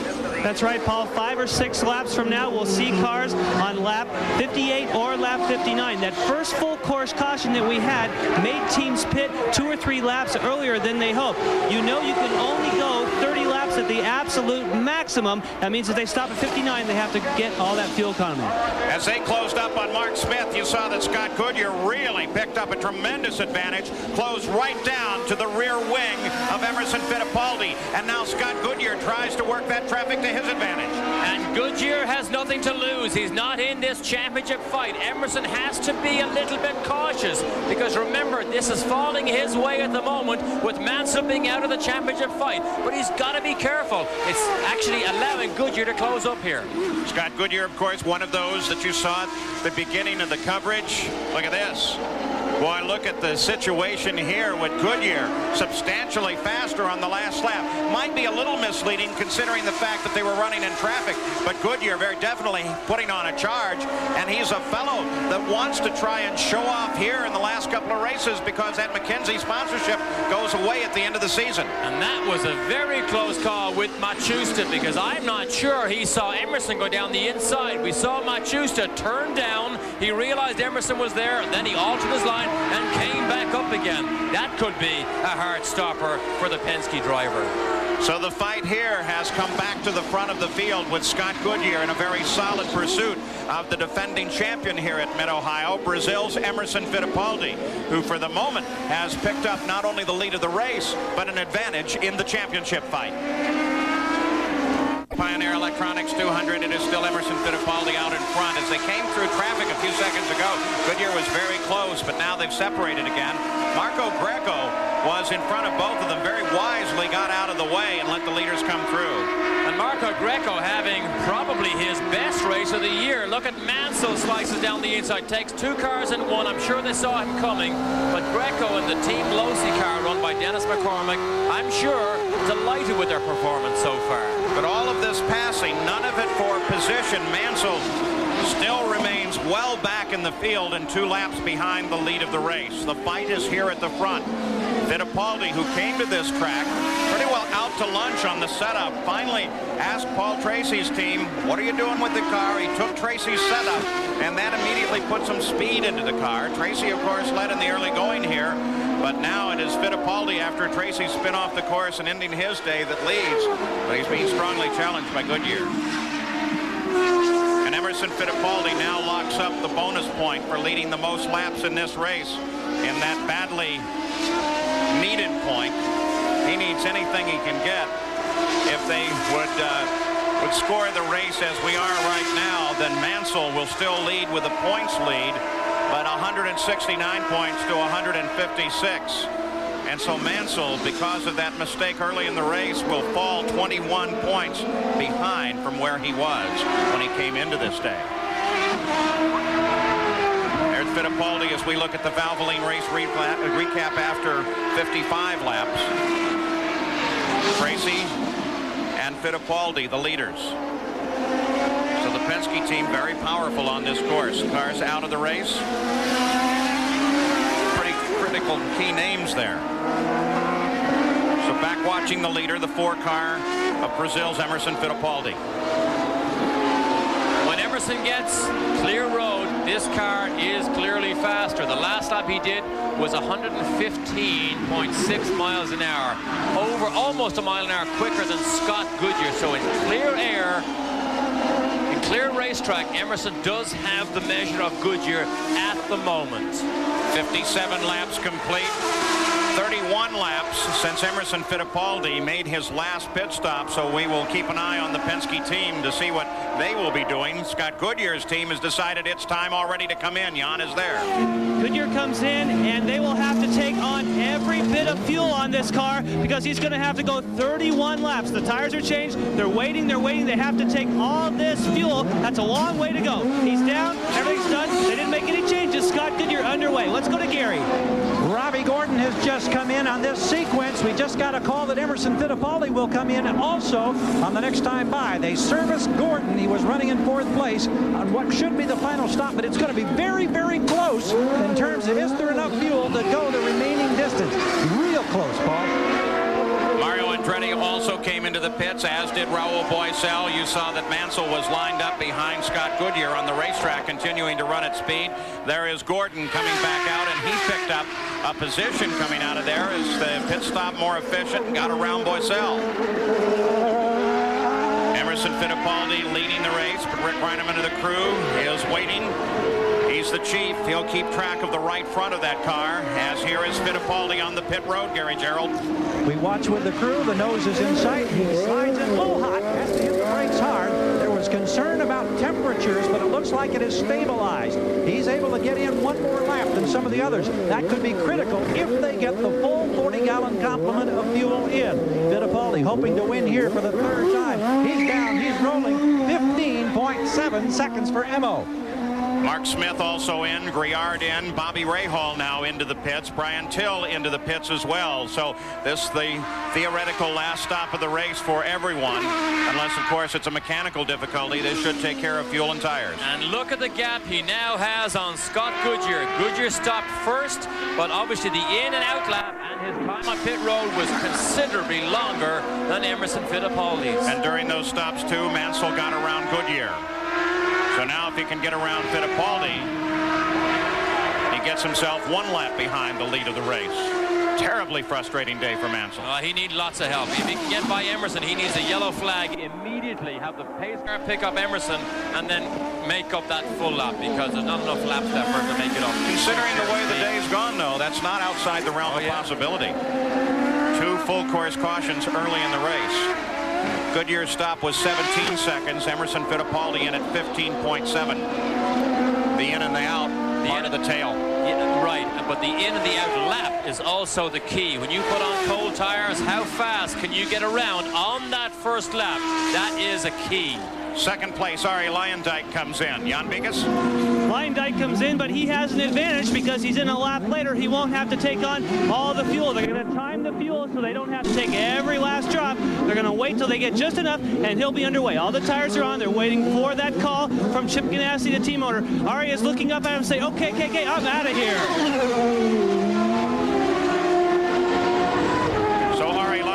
Back into the fight, relinquishing, of course, the lead. And, of course, what we need to see is where is Mario? He couldn't make the pass on the racetrack. Perhaps stopping 1 lap later will allow him to make the pass in the pit lane. I believe it will. Like I said, the lead relinquishing 2nd place in doing so. Fittipaldi continues to lead this race. He is full on fuel now. The methanol fuel has fresh tires and will continue on. But you see the sun comes out over the Mid-Ohio Sports Car course. So now the Indy cars have yet another factor to contend with. Emerson Fittipaldi continues his lead in the Pioneer Electronics 200. Scott Goodyear from Canada runs in 2nd place, and then Robbie Gordon in 3rd, Raul Boesel in 4th, and ARIE LUYENDYK LUYENDYK now in 5th place, just ahead of Bobby Rahal. So it was actually Mario Andretti who got the bad run during that pit stop, because as you can see, Rahal and LUYENDYK got by, but now Mario has Al Unser Jr. all over his rear wing. And Mansell is up to 15th. There's Al Unser Jr. alongside Mashushta. And there's Mario. So the fight now is between Mario and Al Jr. Mansell up to 15th place, still 3 position before he can earn a PPG point. So different than his previous performances. On a day that would have started potentially with Mansell leaving here with a championship, it will go on at least to Nazareth, perhaps even the final race of the season at Laguna Seca. Al Jr.'s car, you can clearly see it under braking and turn-in, seems to enter and get to the apex faster than some of the other Lolas. That was one of the items that Alan Mertens addressed when he changed the rear geometry on this car to try and keep a better balance all through the apex. It's obviously been successful, because since they put this new suspension on the car, Al Jr. has been much happier and much faster. The battle for 7th between Al Unser Jr. and Mario Andretti. Derek, Jan mentioned it early in the going that many of the cars, they've unhooked some of the anti-roll bars. I call them sway bars. Why did they do that here? Well, here this track doesn't have a lot of mechanical grip. That's what you're after when you make the car very soft. Mechanical grip. As Al Jr. slices down the inside of Al. Little Al moves to the inside of Mario. Mario on a nice sweeping approach to the outside, but not fast enough as he breaks down off of that long straight off of the keyhole into the S's, and Al Unser Jr. picks up 7th place. And now seems to have a bit of advantage, a bit of power to pull away. So Al Unser Jr. will set sights on Bobby Rahal, and Rahal isn't that far ahead. He isn't that far ahead, and Al Jr. under these conditions is very good, not prone to making mistakes at all. So the grip that this car seems to enjoy down through the apex of these corners as he peels off into the pit lane. So Al Unser Jr. heads pit side. He's out of the pit sequence. Jan Beekes is there waiting for him. Jan? Paul, he just got that advantage, but he's going to have to relinquish it now that he's in the pits. This shouldn't take too long, because being out of that pit sequence, he can take on less fuel than the other runners. They've got the 4 tires on. They're waiting for the time stop on fuel very quick. They're just waiting for the go-ahead from Rick Gauss. He's in there now resetting his computer. He's underway.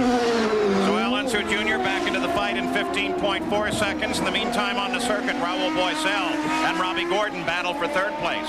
When Jan mentions resetting the computer, every time you take on a new load of fuel, you press a button and zero everything, so the fuel countdown starts from 0 again. That's just the information that the driver needs to know how far he will carry and what his fuel consumption is in the race, but you have to have the baseline first. Let's go to Gary Gerald. Paul, remember, Robbie Gordon was among those who elected to come in the earliest on that second and what they hoped would be final pit stop. Lap 58, meaning he had to go 31 laps. Most everybody figures 30 is about the maximum at this place. Now, we just checked with A.J. Foyt. He gave us that sly wink, and he says, well, I think we're going to be all right, but they're going to be very, very close. In fact, we have an unconfirmed report that they've leaned down to 90% in terms of how rich or how lean they're running the fuel. And you really, I believe, and Derek could confirm this, you can't go much below 90% without really running those temperatures up. You can't go much below 90%, you're right, but Gary, I think Scott Goodyear may be playing the same game, because he is now suddenly 12 seconds behind Emerson Fittipaldi. I don't think he has enough fuel to run that car flat out. Guzman has fallen out of the race now with a broken header. That moves Nigel Mansell up to 14th. The telemetry, of course, you see, is coming and being transmitted directly out of Raul Boesel's car.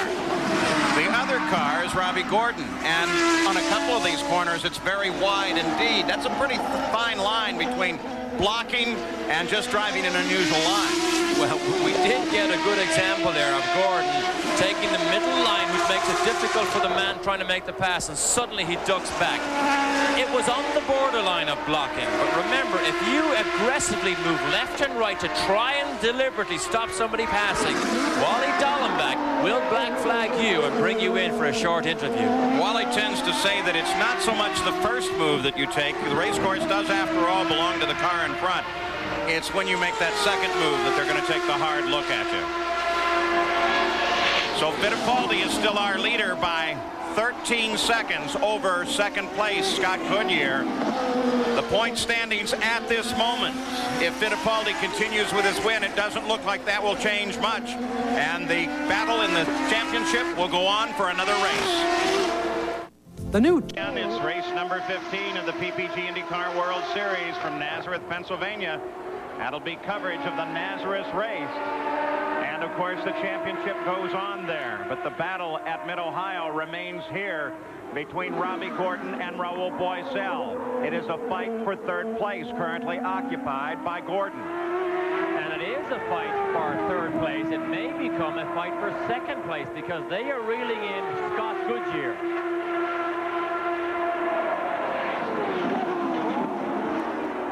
Fight continues, revolving around third place. Fittipaldi still the leader, followed by Goodyear.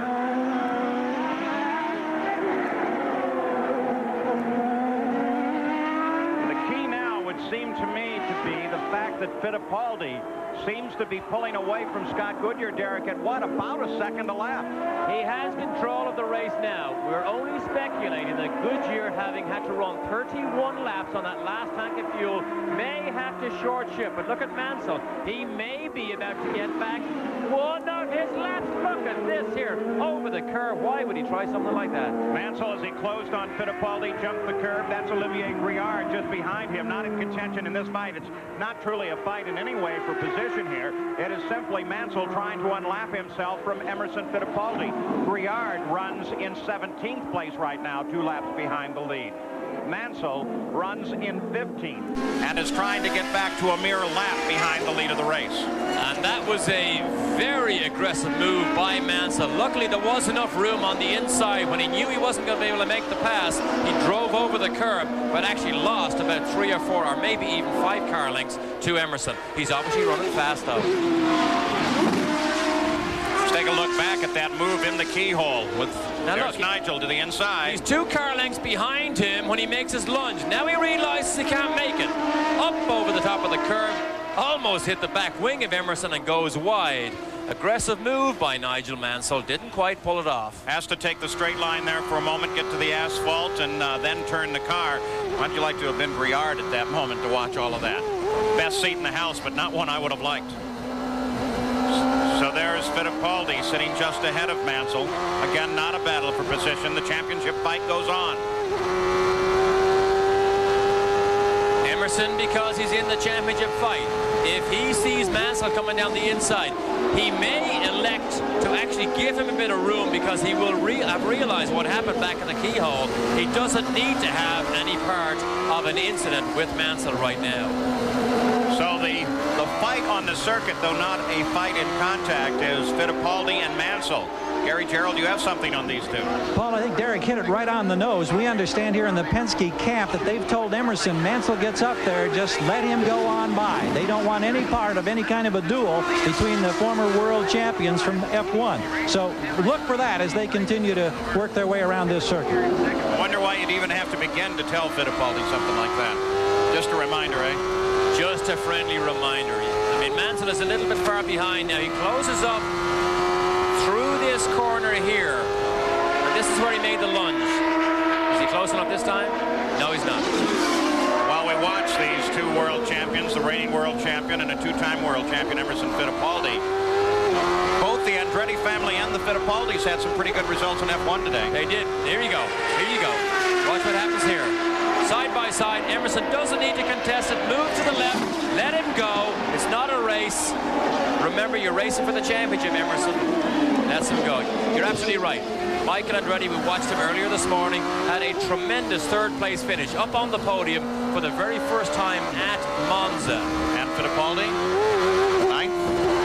Is that the order? Yes, but we had a scary moment at the end of that race with Fittipaldi's teammate when he flew off the road. Buddy Lazier back on his grass-cutting expeditions as he keeps the engine going, getting it around as that battle between Boesel and Gordon comes past. Now you look back from Mansell and see the leader of the race, Emerson Fittipaldi, but Boesel is managing to continue his fight with Robbie Gordon while Scott Goodyear sits alone in second. Sports Car course, most of the positions running static here. We're watching Al Unser Jr. close on Jimmy Vasser. Jimmy's had a particularly good day for their team, running in 9th place right now. Just so I don't leave this unclear, Christian Fittipaldi was running a fairly good race, but on the last lap he got into trouble. Exactly. That's when he had the incident, did a complete backflip going over the start-finish line in a scary, scary moment that was even worse than we saw with TRACI and the Williams last year. So here at the Mid-Ohio Sports Car course, it is Emerson Fittipaldi, static at about 15 seconds ahead of Scott Goodyear. Robbie Gordon is 3rd. Raul BOESEL is 4th. ARIE LUYENDYK is 5th, followed by Bobby Rahal and Mario Andretti. Scott Brayton is in 8th place, and you're watching the 9th place car of Jimmy Vasser as he tries to hold off 10th place Al Unser Jr. And you clearly see Al Jr.'s different line through the keyhole as he blasts by Jimmy Vasser. He goes wide over the concrete patch, gets grip on the outside, and he definitely seems to slingshot off that right-hand hairpin much quicker than most of his other competitors. Further update, Jan Vikas. Well, you're talking about the Formula One race, and walking through the paddock today, we went by the Lola truck. All of a sudden, a huge roar came out of the Lola parts truck. We went inside. Everybody was watching Michael Andretti as he moved into 3rd position. Everyone here really excited about Formula One, especially Michael Andretti's progress. Lots of drivers in there, Stefan Johansson and so on. And with our international coverage, there's a good chance those drivers are now watching here to see what, let's say, Nigel Mansell and those who have driven in Formula One are doing today. Also, Derek can tell you we had another flip here today with a driver not injured. It was in the Indy Lights race. It was Robbie Groff who took a big flip. He was also okay. So, all the guys in F1 high. Yes, exactly. Lots of speculation as to what Michael will do next year. I really don't believe I'm out on a limb if I say if he leaves Formula One, it will be Formula One's loss. And the possibility of where he comes here, the name most often repeated seems to be Ganassi. Well, I'd say there will be a line at his door at Nazareth if he becomes available.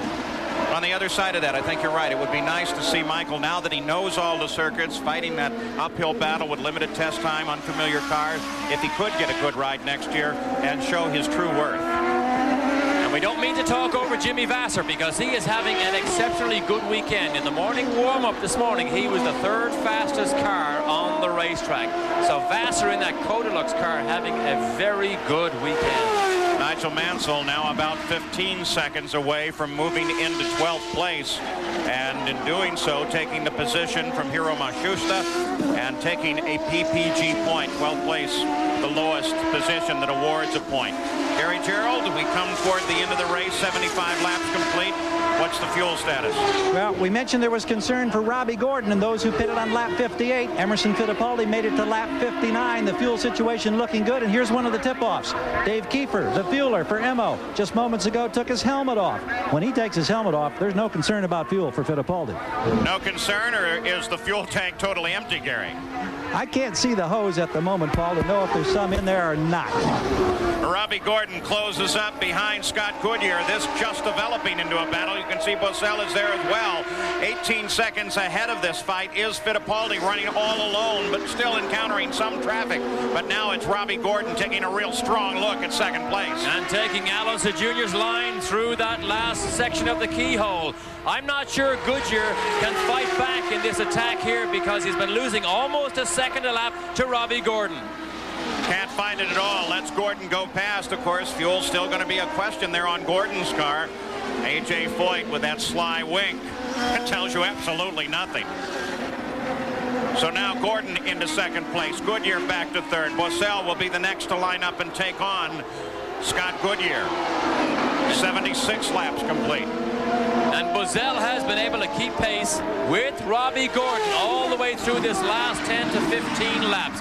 So he will mount probably an unchallenged attack on Scott Goodyear very shortly. Well, Scott Goodyear certainly didn't fight back very hard when Robbie came up. Gary Gerald, are we talking some sort of strategy there? Well, I think the problem is one of the handling of the car for Goodyear. Got a quick word a few minutes ago with Derek Walker and just said the balance on that set of tires they made on that 2nd stop not as good as what they'd experienced earlier. Consequently, it's costing them. And to answer the fuel question for Fittipaldi, they have about 10 gallons left here in pit if they needed it. If they need it. Doesn't look like they're going to need it at all. He's stabilized stabilized about 19 seconds now in front of second place Gordon, while third place Scott Goodyear, having his handling problems, has BOESEL just behind him. This, of course, is a fight that gets one or the other on the podium. And all those after-the-race photographs, which at this point in the season can mean so much when you're bringing your portfolio around and saying, look, here's my latest podium finish just last weekend. I'm trying to take a close look at Goodyear's car here to see if we can pick up where he's slower. It's very difficult to pick it up. Sometimes when the set of tires is bad, you just have to slow down.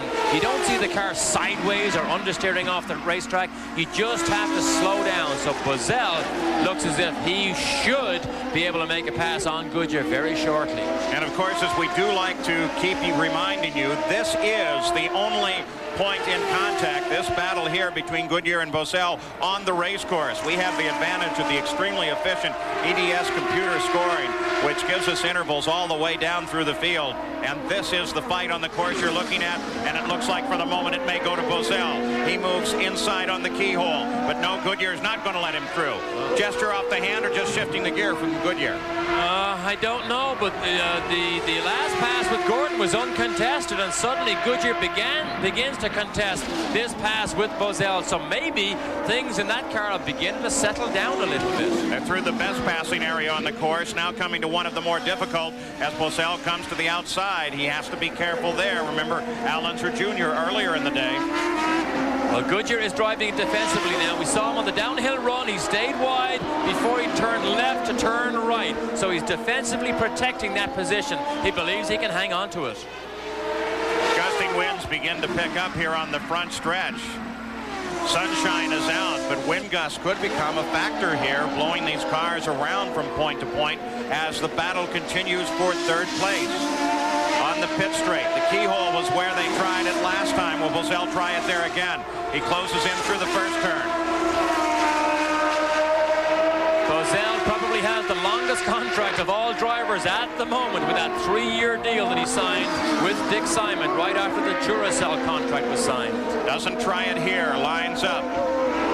Now they come up to top speed, up to the top gears, and then very hard on the brakes down through the gears. BOESEL's going to make his move to the inside, but it is not enough. BOESEL continues to run in fourth place. Goodyear stays in third as the fight continues at Mid-Ohio. On the Mid-Ohio Sports Car course, the fight continues for third place in a position on the podium between Scott Goodyear and RAUL BOESEL. Just a moment ago, Nigel Mansell was able to drive easily around Hiro Matsushita and pick up 12th place, and the single point that it offers up in the championship fight. A point that may seem insignificant, but as tight as this battle has become, could make all the difference in the world. You think these tires are still a problem? Fuel, I'm not so sure. Maybe he backed off long enough to save enough fuel, and now he's actually able to put the hammer down again and stave off RAUL BOESEL. Matter of fact, this battle is coming just a little bit forward toward Robbie Gordon, who is 17 seconds behind Fittipaldi. Fittipaldi has been kind of just waiting station there out in front and taking it very careful. The meantime, in second place is Robbie Gordon. In his pit with A.J. Foyt is Jan Bikas. He's been speaking with Robbie on the radio. Have you been speaking with him about fuel or about driving? Well, mainly been talking to him about driving. Just trying to stay out of trouble because we had, first lap, we had a little wing damage and we adjusted the wings, and I just told him to use his head because Fittipaldi's got us covered pretty good, so we just try to bring her home second. Now, we've had reports that you've weaned down the engine. Have you had to do that to make it to the end? No. We haven't had to do nothing to the fuel at all. Great. Thank you, A.J. Okay, judge for yourself.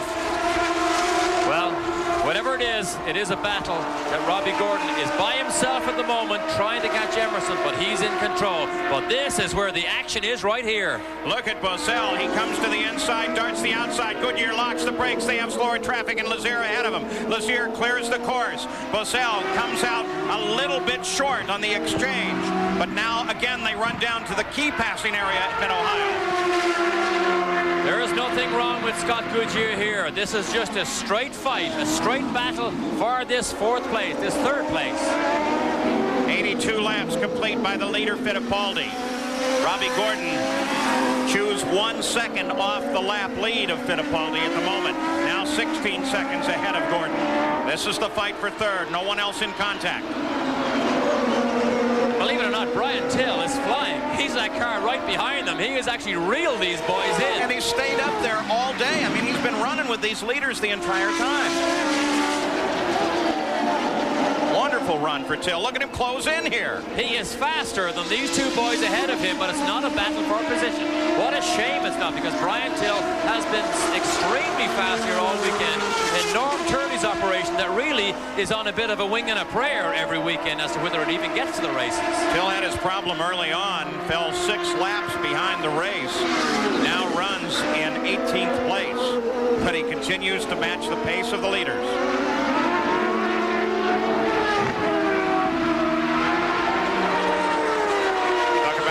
Brian Till is. Have some information for you on that here in a second as they head down in. Let's go to Gary Gerald.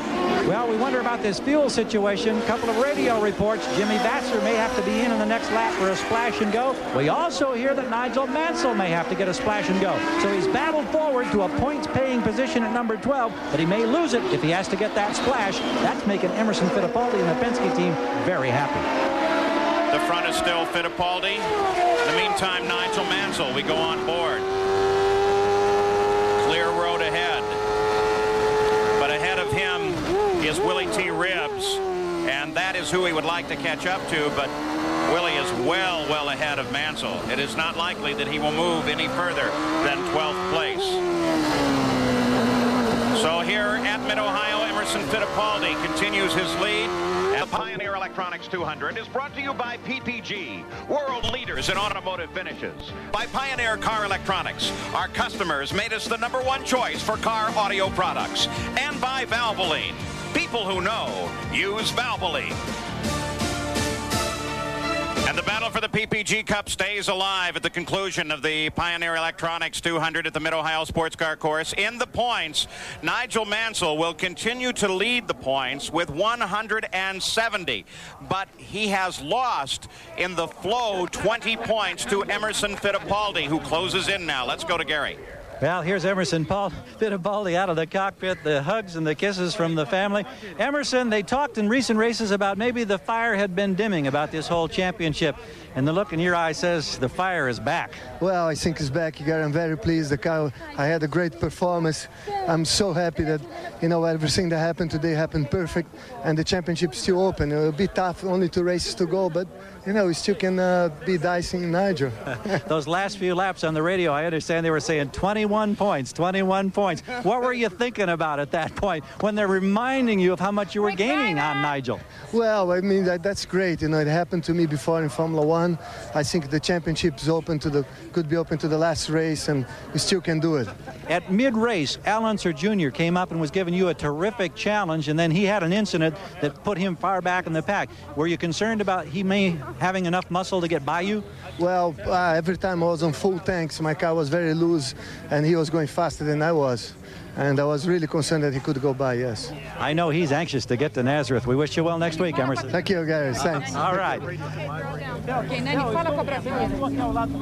And Jan? Thank you, Gary. We're standing by with Robbie Gordon, 15th to 2nd place. What a great run. Yeah, I tell you, my guys just did a great job in the pits today. The Copenhagen car ran great. You know, we just laid around and let everything happen in front of us. We ran consistent laps. You know, in the beginning of the race, I broke the wing off in the front and had a big problem on understeering, but I just dealt with it until we came in the pits, and the guys fixed it when we were in the pits, and we had a good competitive car. Now tell us what happened, because you got together with Johansson, is that right? Yeah, well, what happened was I was trying to pass Goulderman, and he ran into me, and I bounced over the curb, and I basically landed in Johansson. You know, the 90 car, he was blocking pretty bad at the start. He was blocking Mark on the right, and then he saw me going on the left, and he moved over to block me on the left. You know, that's the way they do it in Formula One, so I guess that's the way IndyCar is going to be here pretty soon. Great day for Robbie Gordon. Gary? Well, here's Scott Goodyear, who finishes 3rd, and the realization was hitting me just a moment ago. This is your first time to be on the podium this year, and by your standards, that's got to be long overdue. Oh, it's long overdue. We've been so close so many times this year, and, you know, we looked like we might have been a bit more competitive today, but just near the end there, we seemed to lose grip on the last change that we did, but we had to hang in there, and the guys did a great job in the pit stops and the Walker team, and we came third and got on the podium, so we're pretty happy. And you really had to fight for that third position because BOESEL, there were a lot of guys in there knocking on the door, and I know the balance was off with that last set of tires. Well, it was, and I just couldn't hold Robbie off, and he came on strong, and I knew there was no way, and he got me under braking down the back straight, and the rest of it was just slipping and sliding, and RAUL and I had a good battle, so it was fun. Go claim that spot on the podium. Thank you. All right, Paul. A nice finish today for Scott Goodyear. Here are the points, and of course the key is that only 2 men now are involved in the fight for the championship, Nigel Mansell and Emerson Fittipaldi. Raul BOESEL comes around Paul Tracy and moves into 3rd place in the points. Now what he has to try and do is hold on there and perhaps even catch someone if he can, but he has no chance at the championship. Right now Jan Beekes is with Raul. Raul, a great run for you for 4th place, but earlier you were real strong and then started dropping back. Yeah, really strong at the beginning. Even have some blocks there, some try to overtake, but I guess it's part of the game. It's my car was good in full tanks, and then you know, the tires get slide after, you know, half tank, so I need to drop off a little bit.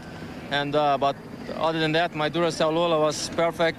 We have a little problem with the fuel going in on the second stops, so we lost a little bit of ground, but other than that, was a great race for me. I was fighting all day long with somebody, so I think we did well. We make some points towards the championship. It was a good day for us. Were you close to any of that action at the start? We had contact at the start, cars weaving back and forth. Did you see what happened up there?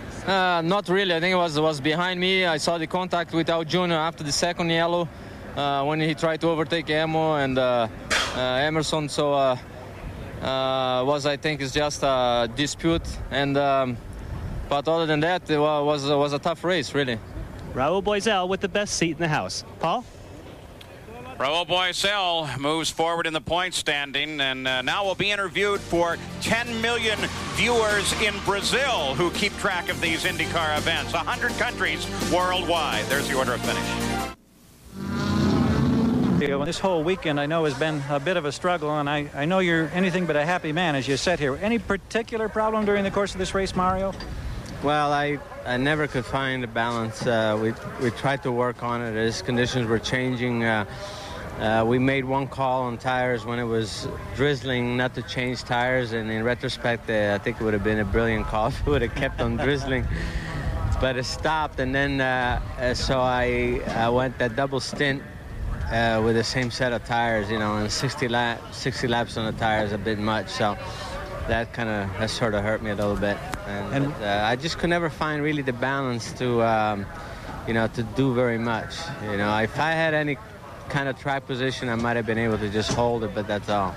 On a brighter note, certainly you must be pleased that your son Michael today got his first podium finish at Monza. Yeah, I'm obviously very happy for him. It was a long time coming, and watching the race, he had a little bit of quite a bit of a go there because he too had some unscheduled stops, and he came back, so I'm really happy for him. He did a good drive. Any word about his future and what he'll be doing next season, Mario? Well, it's all going to come down in the next week or so, so right now it's all up in the air. A lot of things to weigh heavy on the Andretti mind. We'll see you at Nazareth. You bet, thank you. Let's go to Jan. Arie Luyendyk, a 5th place for you today. You were really flying at the end there. Well, I had a good start, and then, you know, Nigel had his problem with I don't know who, and I must have picked up some debris or must have got hit from behind. I never really felt it, and I picked up a puncture, so I had to start dead last, and the car is really working well today. The crew did a great job in the pits, and, you know, if it weren't for a few guys that I really couldn't get by quick enough because I had to work my way through the field, I would have had a lot high finish, so I'm really happy with the 5th place finish today with a target car. You're very close to the top 3, and let's get back quick up to Paul Page. Oh, Arie Luyendyk with a run that is commendable here today. But what does this set us up for the end of the season? We're going to see maybe some team play now? Well, I think so. We now move to Nazareth, Roger Penske's racetrack. They know that and understand it. They will be very fast there. Paul Tracy no longer in the fight. Maybe now he will help Emerson Fittipaldi all he can to try and catch Nigel Mansell. Take a look down now through the entire final standings in this race, which has given us so much unusual entertainment. The day started where Mansell could have taken the championship. Instead, we will find him fighting now probably to the end of the season. in his battle to try and back a world driving title to an IndyCar title. And this man, today's winner, Emerson Fittipaldi, is going to now give it everything he's worth. 2 world champions head-to-head. And he almost let the championship slip from his grasp because he lost the momentum in the last 3 or 4 races. Perhaps he's grasped it again, and he may make a charge and give us some entertainment. In a season 2 in which the officials and black flags have figured prominently into Emerson Fittipaldi's run. But now here on ESPN, we go to the final 2 races of the season. A week away, it's Nazareth, Pennsylvania. They call it an oval. It's set up like a road course. And then the final race of the season, the first weekend in October, you'll have coverage here on ESPN of the Laguna Seca run. The battle for the championship in the PPG Cup continues. I'm Paul Page saying